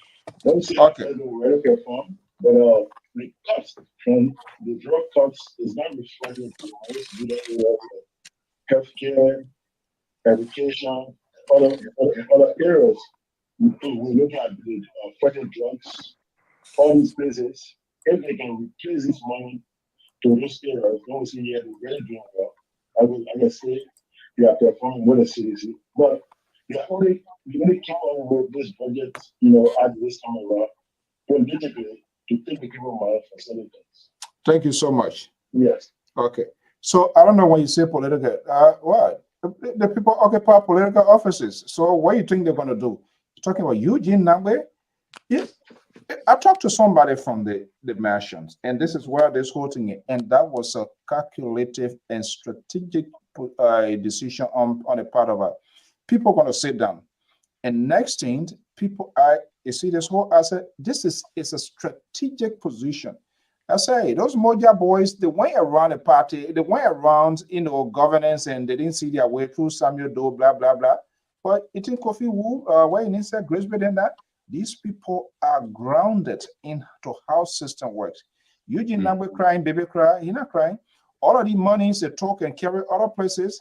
What they did now, they tried the whole far away. So what they're doing now, literally, they're going to seize the movement of people here, taking money here and there. Because if you do not have that passport now, what are you crying about coming to America? Your country is your country. Why you can't sit down here? Americans, all that thing he's talking there, he on your own. They don't want to listen to him.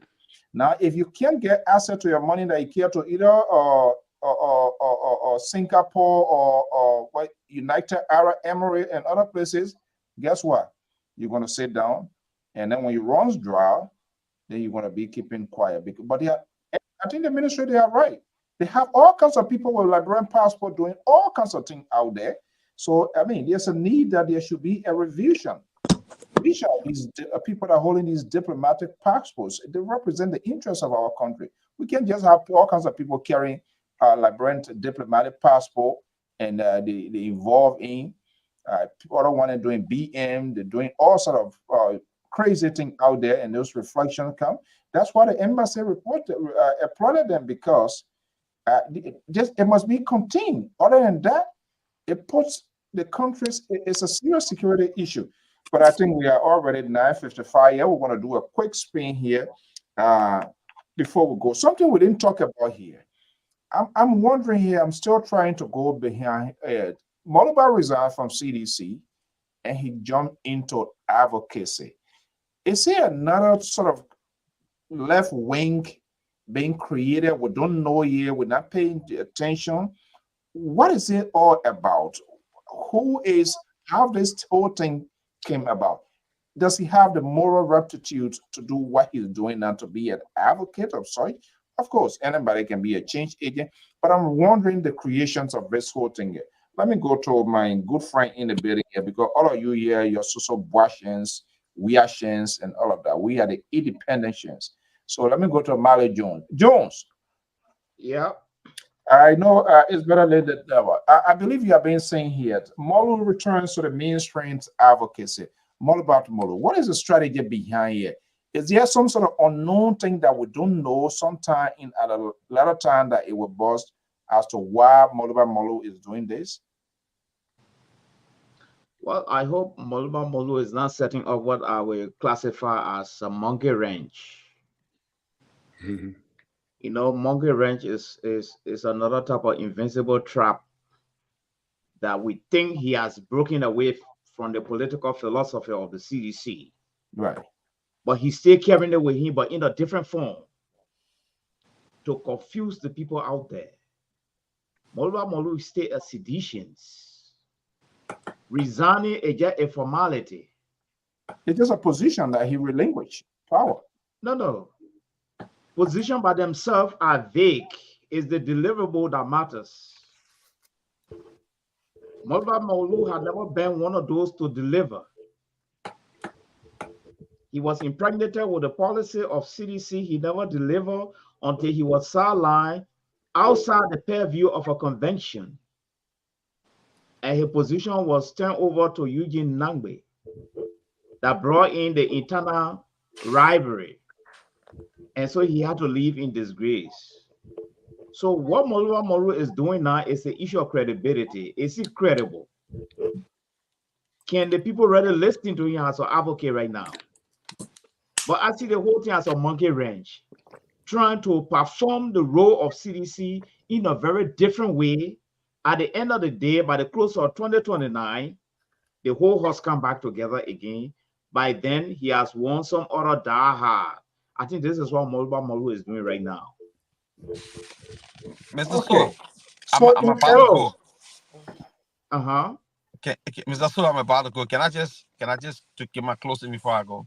So while you want to talk and go, you don't want to listen to other people. Now listen, I'll be listening, but I'll be listening. No, but I'm still on the floor, Mr. Shidishan or Wishan or Wiashin, I don't know. Because they started confusing all nowadays.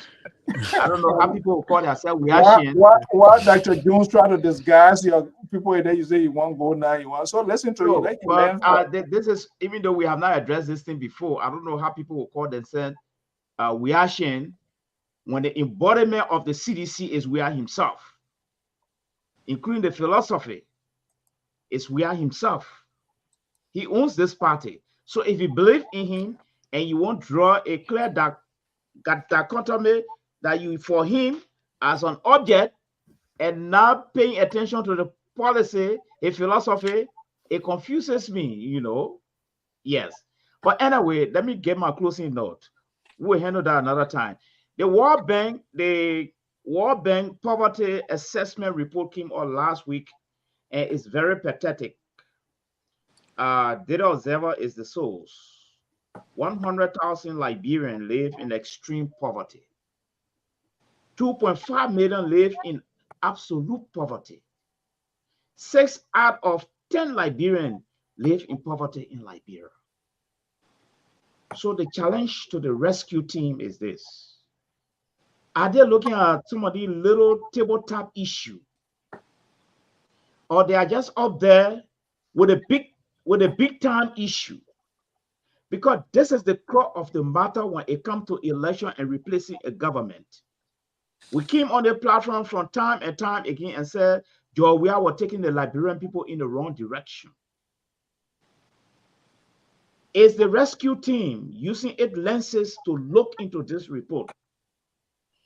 Because this is the core of the matter right now. And as one of my brothers said on the platform, money allotted to the police in the budget does not even commensurate with the kind of crisis the police face in that country. Money allotted to the drugs, to putting the drugs under control or fighting it, it does not even commensurate. You see? So most of all are happy that court is from here. Yes, court is from here, Where is it going? I'm not happy about court coming in from whatsoever department. Is it being focused into, is it being placed into some other area to amend things, to put it under control? That is my concern. Because the money allocated for these places, trust me, it almost like we're going to business as usual again. Okay. Because we're going to listen to the announcement of court, but we don't know whether the court are going to amend the police task force and operation or the drug task force and operation. But we are all happy that there's a court, you see. And when the places are under budgeted, it affects the performance of the department. And those are critical areas. So this is the report I just came up from the World Bank Poverty Assessment Report. And it's very pathetic. I hope we'll go another time. Yes. Okay, so let's make it succinct. And I see where Dr. Jones is coming from. If you are redirecting resources, You tell us where you're taking it from and where you're carrying it and the reason why, the necessity, what prompted redirecting that. We don't want to have like our guy did 25% and we don't know where that 25% whatever went, but that's a different ballgame. Now you want to go run. Are you going for a meeting? What? See, we are Yeah, having a meeting? I'm going to start my little go on my farm now, and so I would just want to address what Mr. Mali Jones said about Moluba Molu. Prior to Moluba Molu coming to politics, he was an advocate, and the last time I checked, almost every opposition when President Weah was in office, they became an activist, and it's common in our society. Once a politician, once you leave the political scene, you become an advocate. And so I don't think it's a question of whether he's still with CDC, whether he has pivoted to something else.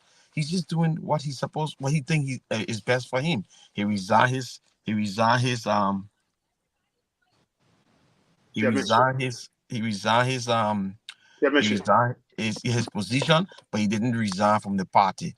And he's still with the party, but he got a different role in our society as an advocate for war and economic crimes code. He said he's not targeting no specific political party, no CDC, no Unity Party, no any other party, but he's attacking systematic issues that has strangulated our society for so long. So I But mean, did he ever spoke for that when he was still chairman of the party? he was not an advocate at that time. He was But he was in the party. Why Mr. did he come up George, with those Mr. ideas? George, undercover Unity Party, I asked you. undercover No, don't go Unity there. Party, man. Don't even start here because you Mr. Chair, let him make a closing yeah, you know statement. what We're I'm going to saying? wrap up. You know what I'm saying? So this is where we are. When people cannot come clean to the disco. 1 minute you were a negative 1%, then you jumping beyond Joseph Boaka and you acting like I'm you're not being Joseph Boaka. we Kete. know you Go have ahead, been. Keto. So yeah. So anyway, this is where we are, And my last thing here is look, Mr. Jones is right. And I think I don't know whether he didn't see the budget, but it has already been allocated at those area, like the police undercover. I mean, they drop below 1 million. The drugs is like 300. I think like below 500,000. You understand? So I don't think I don't and then he gave NSA over 10 million and stuff like that. So I think they gotta reach like I know Terry was saying that maybe they're gonna go back and readjust and make things better over there, but they gotta do something better. Thank you guys. This show is very good. And I say hi to my sister. I ain't get to talk to her for a long time. I have to leave you guys. Did he call her? Thank you. Okay, so who wants to go next? Yeah, let me go. Let me go. I want to go now. Okay. So, Mary, why you laughing? Okay. I'm listening. I'm listening in the background when it comes to the budget allotment. There are so many things, like Mr. Mari focus, and I think it was Mr. Bacon who also talk about security. Like the police. These places are income generating institutions. We see with these states. These states, why you think they issue tickets and thing? They issue these tickets to generate income to support these institutions. I think what the police should be doing now to enforce the law, they should have people fined, and that will help to reduce some of these, the crises that are going on in Liberia. Because, like for the drugs that we're talking about, they could have the police using those people, find them. If you are caught with drug, you be fined. And that will, reduce the drugs, trafficking rate. Okay. Then we talk about this Molu issues. Molu is an advocate. Right now, in Liberia, most of the time, when you see some people want to drift from the political party, the next thing they disguise themselves in is to go on the disguise of being an advocate. Molu, from what I have been seeing, he's trying to test the water from that end to see how many person or how many support he will get from that end. in his advocacy. The next thing you see, he will start diverting to a political party. When he starts to get political party, the next thing he a political figure. That is where most of the Liberians, always find themselves. And I think this is what he's doing. There's the game you saw when you see what brought the ANC, what brought the birth of ANC. It was because of the same thing, break away. And then when they broke away, the next thing you saw, they formed the ANC. It became a political party today. So this is what Molu is testing right now. He wants to test his strength as an advocate. From there, the next thing you find in your political party. But again, this show was good tonight, and I want to say thanks to the people, like especially Burma Kamara, for the effort he's making, and the government, the effort they're making so far. Because I know we cannot give them credit right now for the allotment, because I seen the $129 million allotment for debt payment. I think it's a big boost, because if you don't pay your debt, we saw how Liberia now was kind of like what will happen is we are going to even ban on crediting, because if your credit rate is very bad, you're not going to have the opportunity to credit.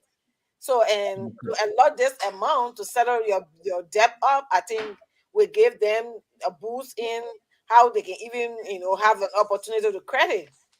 And I want to say this. I was looking at something about what Mr. Dan, but again he gone. I wanted to look at for him to look at the debt increase from his party. So this party that is coming to assume their debt, is he really looking at that? Because the Unity Party left them with $874 billion. And what we saw in 6 years time, they went to $2.34 billion. Is he actually looking at this difference today? Because they're only looking at, when you say they transfer that their budget. So what's about the debt? That their debt, or is the debt of this government? Okay, thank you so much. Those are things that we don't have. So, but it was a good show, and I want to say good night, guys. It was nice being here with you guys tonight. Okay. Good night, sister. Well, yeah, thank you so much, and thank you for being here with us. Okay, quickly here, Tara, is that Tara or Bacon? Who wants to go in? Well, the little man can go in, and the Let me papa go can in. come later. Let me see that. Yeah. Look, Mr. So let me say this. I will push back on Madam Cotto a little bit. I know she's listening. The police is not an institution to generate revenue for government. The police is there to combat crime, to enforce laws. Ticket money cannot do anything. Even if you're issuing ticket, it cannot do anything for Operation Police. Okay? So what your government did, I think maybe the people in the capital must do some soul searching to see the budget of the drugs enforcement and the police bill increase. Right. Because that's the lifeline of the country law enforcement. You cannot rely on the general revenue, no. They're not immigration people to sell visa. Okay? Problem. People immigration to be selling visa, getting visa fee and decent fee, no. They are there to enforce the law. So ticket, they get little aspect. How many?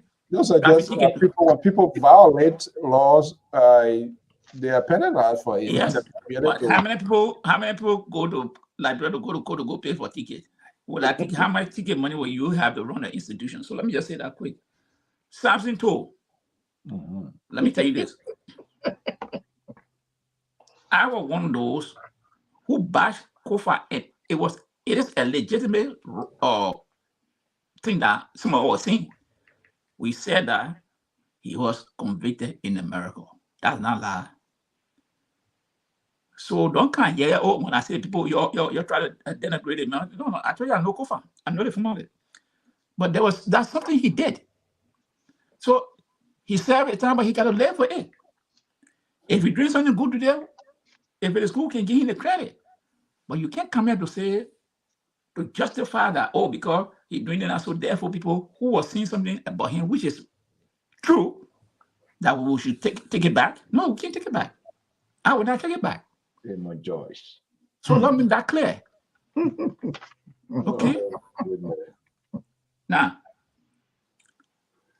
let me just close my own little note there. Eugene Nangbe. Let me tell Keten that you call Eugene Nangbe and tell him, because I went and listened to his interview. No, it's crazy. Talking about he would not give his passport. They were taking the court because Joseph Walker had not signed the memorandum, whatever mandate were given, were not signed by Joseph Walker, because the passport he got coming out, just we are signed, not released. So therefore, said Joseph Walker had not signed on it, he will not turn it in. But I want to test the decisions. And I want to tell former President Weah, just send your passport to the foreign ministry, let it update it for the 2 years. Eugene Nangbe, what I will tell the immigration, when Eugene Nangbe does not submit that book, the day he leaves at the airport, any port of entry, seize the book from him and then let him board the plane. You seize the book from him and let him board the plane. That's what they should do to him. These guys think that the mafia government they were running and the people keep them out of power. They think that they still have that power, that they don't want to respect the rule of law. If you issue passport, you're extended for 6 years. If the next president can revoke that order, all you have to do is to comply. But you cannot be there to try to incite people that I will not do this, and let me see who will take my book from me. So Eugene Nangbe, please keep that book. But I tell the immigration, when you get arrived, when they take that book, after that deadline, and they say go, you will go now to the court. Because that's what I will tell the people. So yeah, what we'll do before I bring in Terry next, I have a number. I will send it to you so you will tell him. I want to talk to him. the person number you should give me is an immigration commissioner of immigration. That is the number I want. Oh, okay. So when Eugene Nangbe, after that deadline, he don't comply when he get to the port. Any port of entry, you take his passport and then he say, now you can go and board the plane. That's what you should do to him. This guy lied. Let me just close on the note. He said that he believed in his words that there was an assassination, a plot. Those were Eugene Nangbe's words, that he believed there was an assassination plot. When then he contradicted, he said that the pilot said no, it was a procedural error. Now you say you're not the pilot, but the pilot is saying this is what happened, and you now see no, this was a plot to assassinate us. Okay, let's leave Let me just leave it there. Thank you so much. Terry, yeah. We already thank you, Mr. So, and thank you to the panel for the discussion for the topic on the discussion. And my closing would be, I think the CDC political party need to take a chill pill. They need to go back to status quo ante and rebrand the party. Otherwise, CDC will not go anywhere. Why? Because the cause for the Liberian people is still fresh. And every day, the government is unraveling new editions of the CDC government. So if I were them, all that Tabata, Jefferson, Koji talking, you're not forced to talk right now. You're not in a position to talk because the damages you guys have caused is fresh. And every single day, they are unraveling new discoveries. So if I were you, I would go back to anti-co-starter. That one, Moluba Molu is a smart man. That's why he resigned. Because he knows what's coming. Because every day for the next 1 year, we'll be seeing new development. So anything CDC says right now, when I hold water, I listen to Akaris Gray talking blah, blah, blah.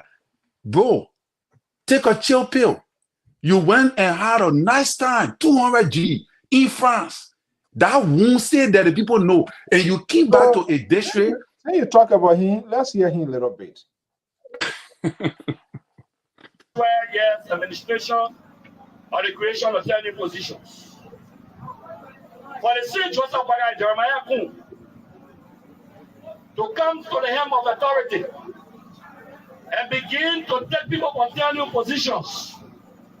When you sign on those laws, when you voted, especially when Kun was vice, was lawmaker representative, when you voted on those laws and you begin to violate the same laws, it's a contradiction. So you see, what the government is doing, these are people that want to contain because they get money all sort of places. When that passport, when they take it from you now, you don't want to be flying the way you're supposed to be flying. At the result, and even when GSC report and other things, some of them they put hook on there, then the money being cost-story billing. So that how sometimes you contain people in a way that there will be no much, hara. So let them talk. Go ahead, Terry. Yeah, Mr. So these are the things.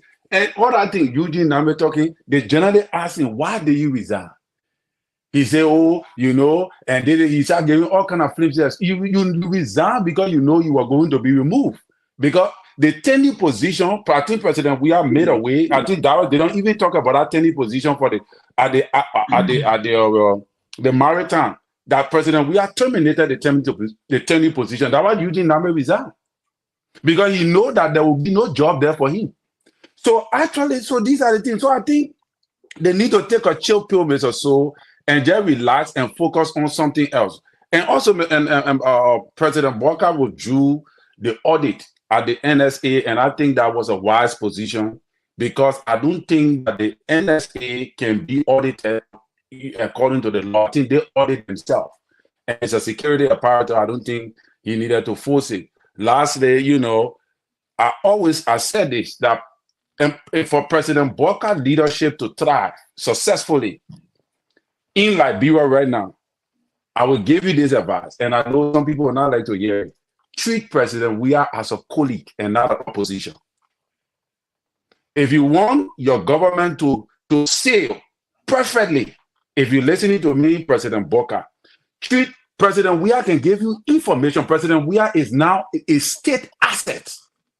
There are things he knows security-wise. I think there's a security person, Mr. Bacon, can attest to it. There are some things President Weah know he's an asset. Treat him as a colleague. Sometimes visit him. All right? Treat him as a colleague. Give him what he wants. You don't have to give him 38 security people, but at least give him a concise. Where are you coming from, Terry? Yeah, I'm coming now. Give me, Fajo, I know you are not like this. But I'm speaking from Terry perspective. President Weah needs to be protected. Madam Shirley needs to be protected. And if you want to thrive, you want a peaceful government, and you want for most of your investigation to be successful, treat President Weah as a colleague and not an opposition. This is my third time saying that, and maybe you're not hear me saying it again.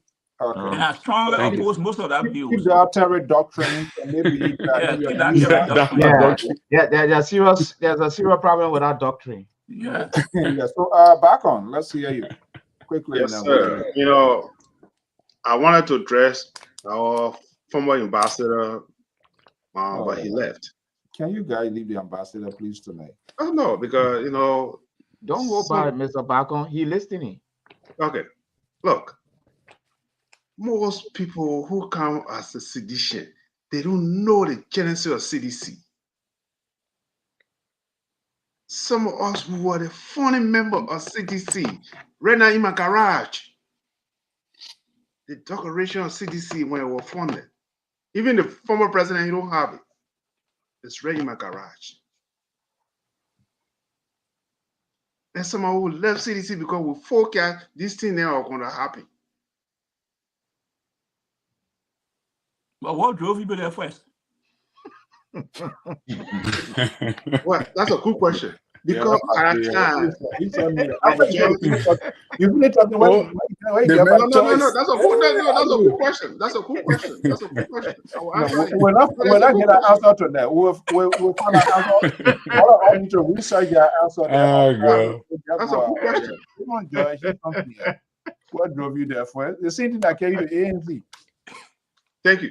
I can give you a genesis why ANC was funded because I was there when ANC was funded, and people asked me to join ANC, and I refused. Okay, I was chairman for CDC for 13 good years. I left CDC But 2000. you didn't answer that question. Oh. Yeah. You not on 2000. it. I'm making As my a case. CEO, I beg to take leave.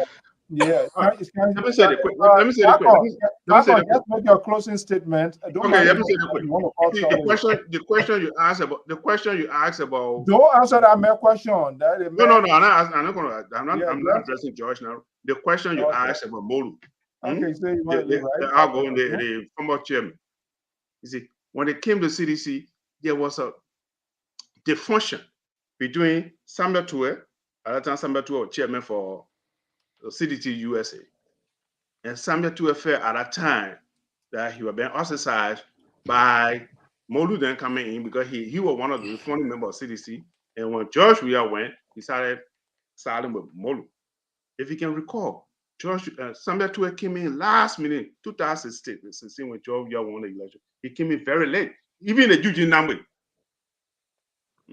Eugene Nambe was the Secretary General. Secretary General. Akara Gray was the Deputy Speaker. So look, let me say Deputy Speaker. Deputy Secretary General. So someone would know the history. But my closing statement here is, folks, CDC, you are now former administration. You have to learn to accept that you are no longer in power. It's now Unity Party. All right? Okay. When Unity Party left 2016, 2017 to work with you, they never ostracized you. But CDC accept the defeat that you are no longer in power. I just want to make it clear. But we'll address that issue another time because no time. We're talking about on the other side. Yeah, don't mind Amos Joyce. Okay. No, that's all right. I like the question. And I'm not ashamed to say I was one of the founding members of CDC. Oh no, I'm a member of the ANC. I'm not ashamed of that. And that's a good question. I know I asked him during his first play that all of you guys, you all have to create this sort of situation we found ourselves in, and then later on you walk back because you did not ask all of the questions you No, needed. they don't want to create all the problems. That's what I'm talking about. They're all of that. Yeah, they don't want to dress the devil. They don't want to dress the devil, and so do the Liberian people. Keto, you left the show. Keto say you made him leave the show, then you talk about CDC. He willingly left the show. Then he said, "You want to be a distraction." Mr. So, thank you very much. It's a wonderful show. I just have a few things that I'm frowning on here, but then again, there's nobody get paid here. But I think that we will do ourselves and the audience a favor once we agree to it, to submit ourselves to this platform, unless there's an emergency. You can sit here, express yourself freely, and then when the time comes for the other to be able to express themselves, you're going to quickly excuse yourself. I think it is something that we need to take into consideration as we come here to have these type of discussion. Right. But nobody is forced because we're not getting paid. I'm just saying professional courtesy, because every one of us have our own view, closing and what have you. So I think we'll do that if it is better. It will be better for us to continue to keep ourselves here.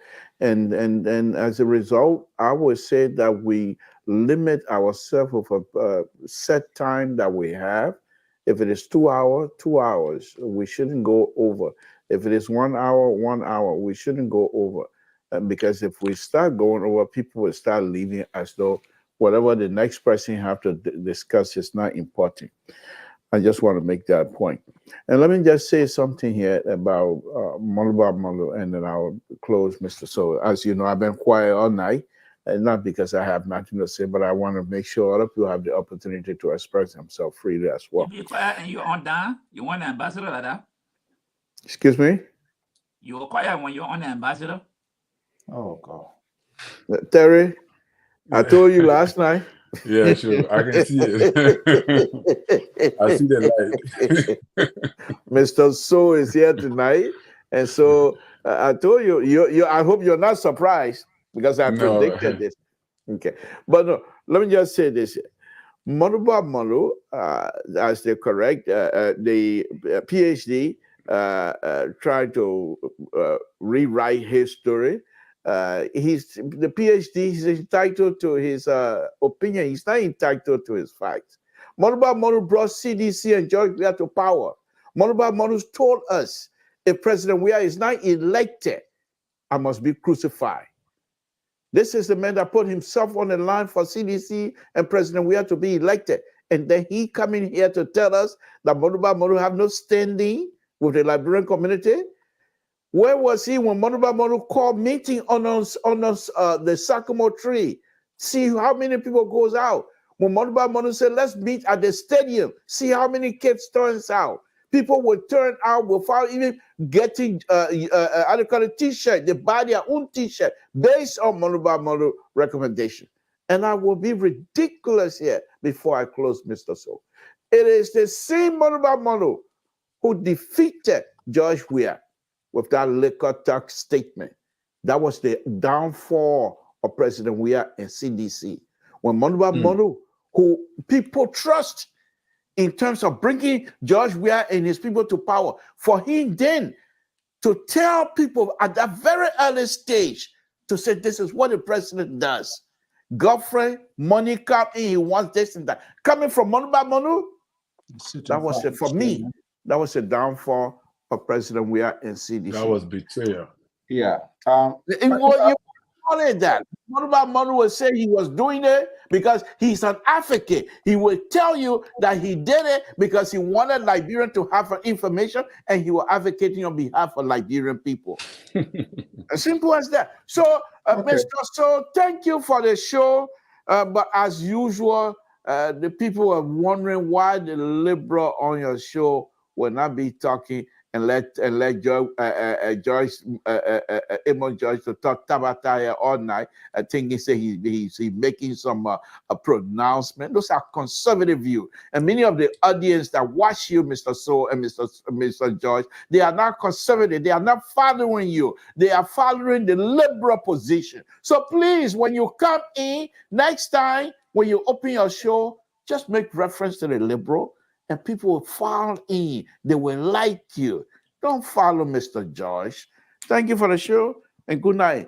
That's how we're going to draw the curtain down. And I don't usually agree with you because of your sort of views that are so selective just to suit your own talking point. That's not what I do. And this is why I said Mali and myself, and sometimes Amos Joy, but he's too somehow. Yeah. But we will.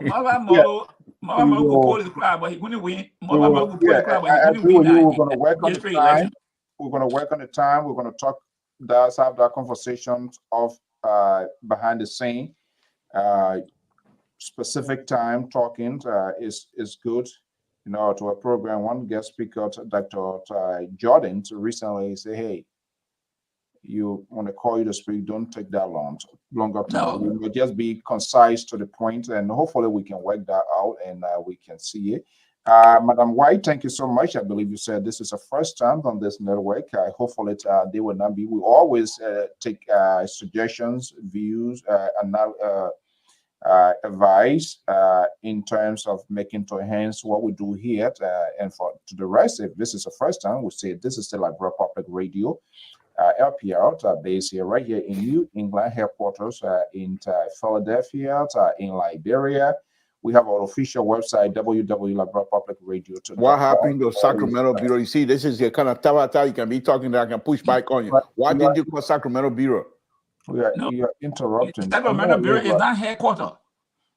You That's just the are, West Coast. We can say the West Coast Bureau Alex. We are talking about the headquarters. say You are a bureau. That's the West Coast Bureau. Terry, West Coast are you Bureau. enjoying it tonight? Okay.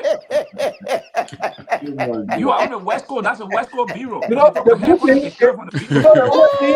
know, the thing, Terry, a good ANC now when election because they were going to be jail. Did I not tell The you main yesterday? police commander in Bon County, nobody Oh will go back. no, people, yeah. Nobody will go stand or nobody will go back. There'll be a four police commander and people fighting. You will not wait for he as a boss. You will not wait for a complaint to come to the office. He will come to the complaint. He will come to you, right? Anyway, yeah, again, Madam Bobby is in Hawaii. Thank you so much.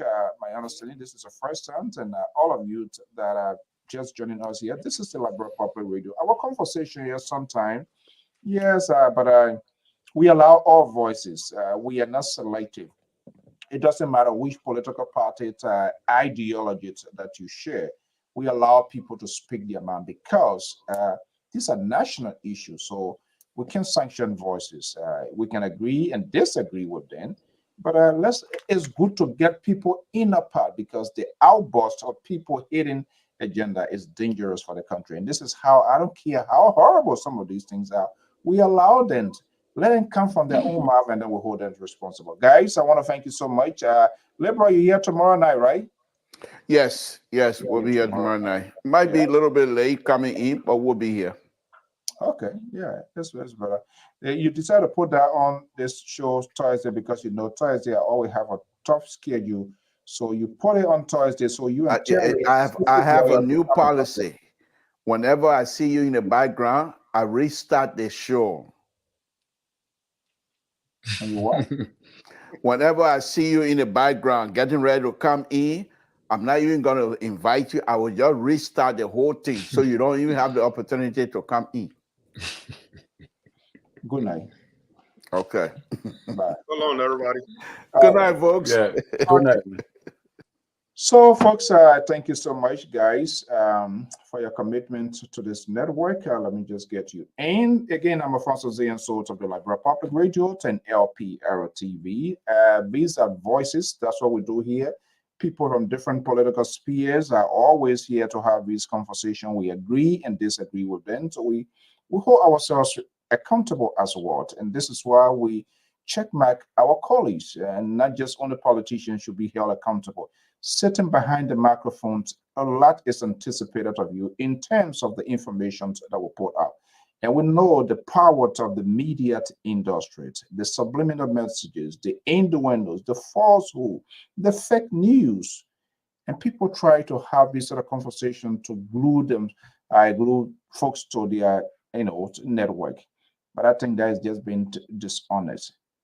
And we all know each and everyone protect his or her own alligator. And that's something we must all challenge because we must take a holistic approach. It's all about Liberia. They all in the past formed themselves with these different political parties. They leave. They don't tell us why they are leaving. They don't tell us what they did to correct those institutions. There's no system in place. And this is why you see this sort of visual aspect of people leaving from one party to another. Trust me, CDC is out now. Sooner or later in the next coming months to come, you're going to see the influx people go into the ruling establishment. This has been the consistencies of our political institution. This is why our political institution do not easily survive because they center around individual. They don't see it as an institution to make adequate preparation.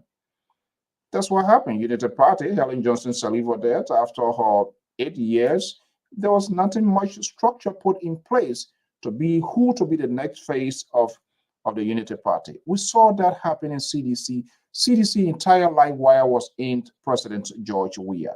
There was no contingency plan to say after George Weah, who will be the next person. And we have seen there's no evidence that event is going to happen. ANC is the same way. So this is a pattern of our political institution. When would that change? It's because these people, they centered all There's no political ideologies of these institutions. Everything is about the individual who is the head of the institution. And when that person fades away, the party dies down. Think about it. How many political parties can you remember in Liberia? Don't be surprised, come 2029, there will be emergence of multiple political parties again. This is why people are now grouping in different sectors, and to gain ground, to rebrand themselves to be like a change agent. When will the electors themselves be well equipped with and be aware of these people, their behaviors, their attitudes? Well, we will continue to have these conversations. And this is why we are here at Liberia Public Radio. We intend not to leave no one behind, whether they agree or disagree with us, because we are aware. You're not discussing about my home, not about my house. We are discussing about the sovereign countries. And so we are fully aware the diversities of views, opinions. We must give people the opportunity to speak their mind and know who they are and what they represent. On the basis of that, we can hold them accountable. I want to thank you so much for your time this evening, by God's willing, to join the Liberal Progressive. And by by Friday, I'm going to be back here with the analysts, and we're going to have a conversation. Also, LPR here, we do a lot of we provide other community services. We do live streaming if you're having your weddings, your anniversary, conventions, any memorable events. Let us know. We bring you live streaming, so those can be put on YouTube. We do promotional events, commercials. We advertise. If you have your organizations in Liberia, you have a business here, so we also render these services as well as part of our community engagement. So let us know. When there's no way, it doesn't matter where you are. If there's no way, we will find it. We are here, we are in Liberia, and we can do anything possible to give your events a colorful and memorable one. When it is from LPR, it got to be good. Until then, folks, our good thing must come to an end. It's 10:39 Eastern Standard Time, right here from the New England Bureau of the Liberia Public Radio. Thank you so much for sharing your morning, to your afternoon, to your evening with us. Please send in your suggestions as to how we can enhance our conversations and improve the quality of this network. And this is what we accommodate all voices. Interestingly, we don't usually talk it your way to appease your political desire. We talk it the way, and we give you the information that you deserve. However, you have the right to accept and to deny. And that's the interesting part of LPR. Until then, have a pleasant evening. Bye-bye.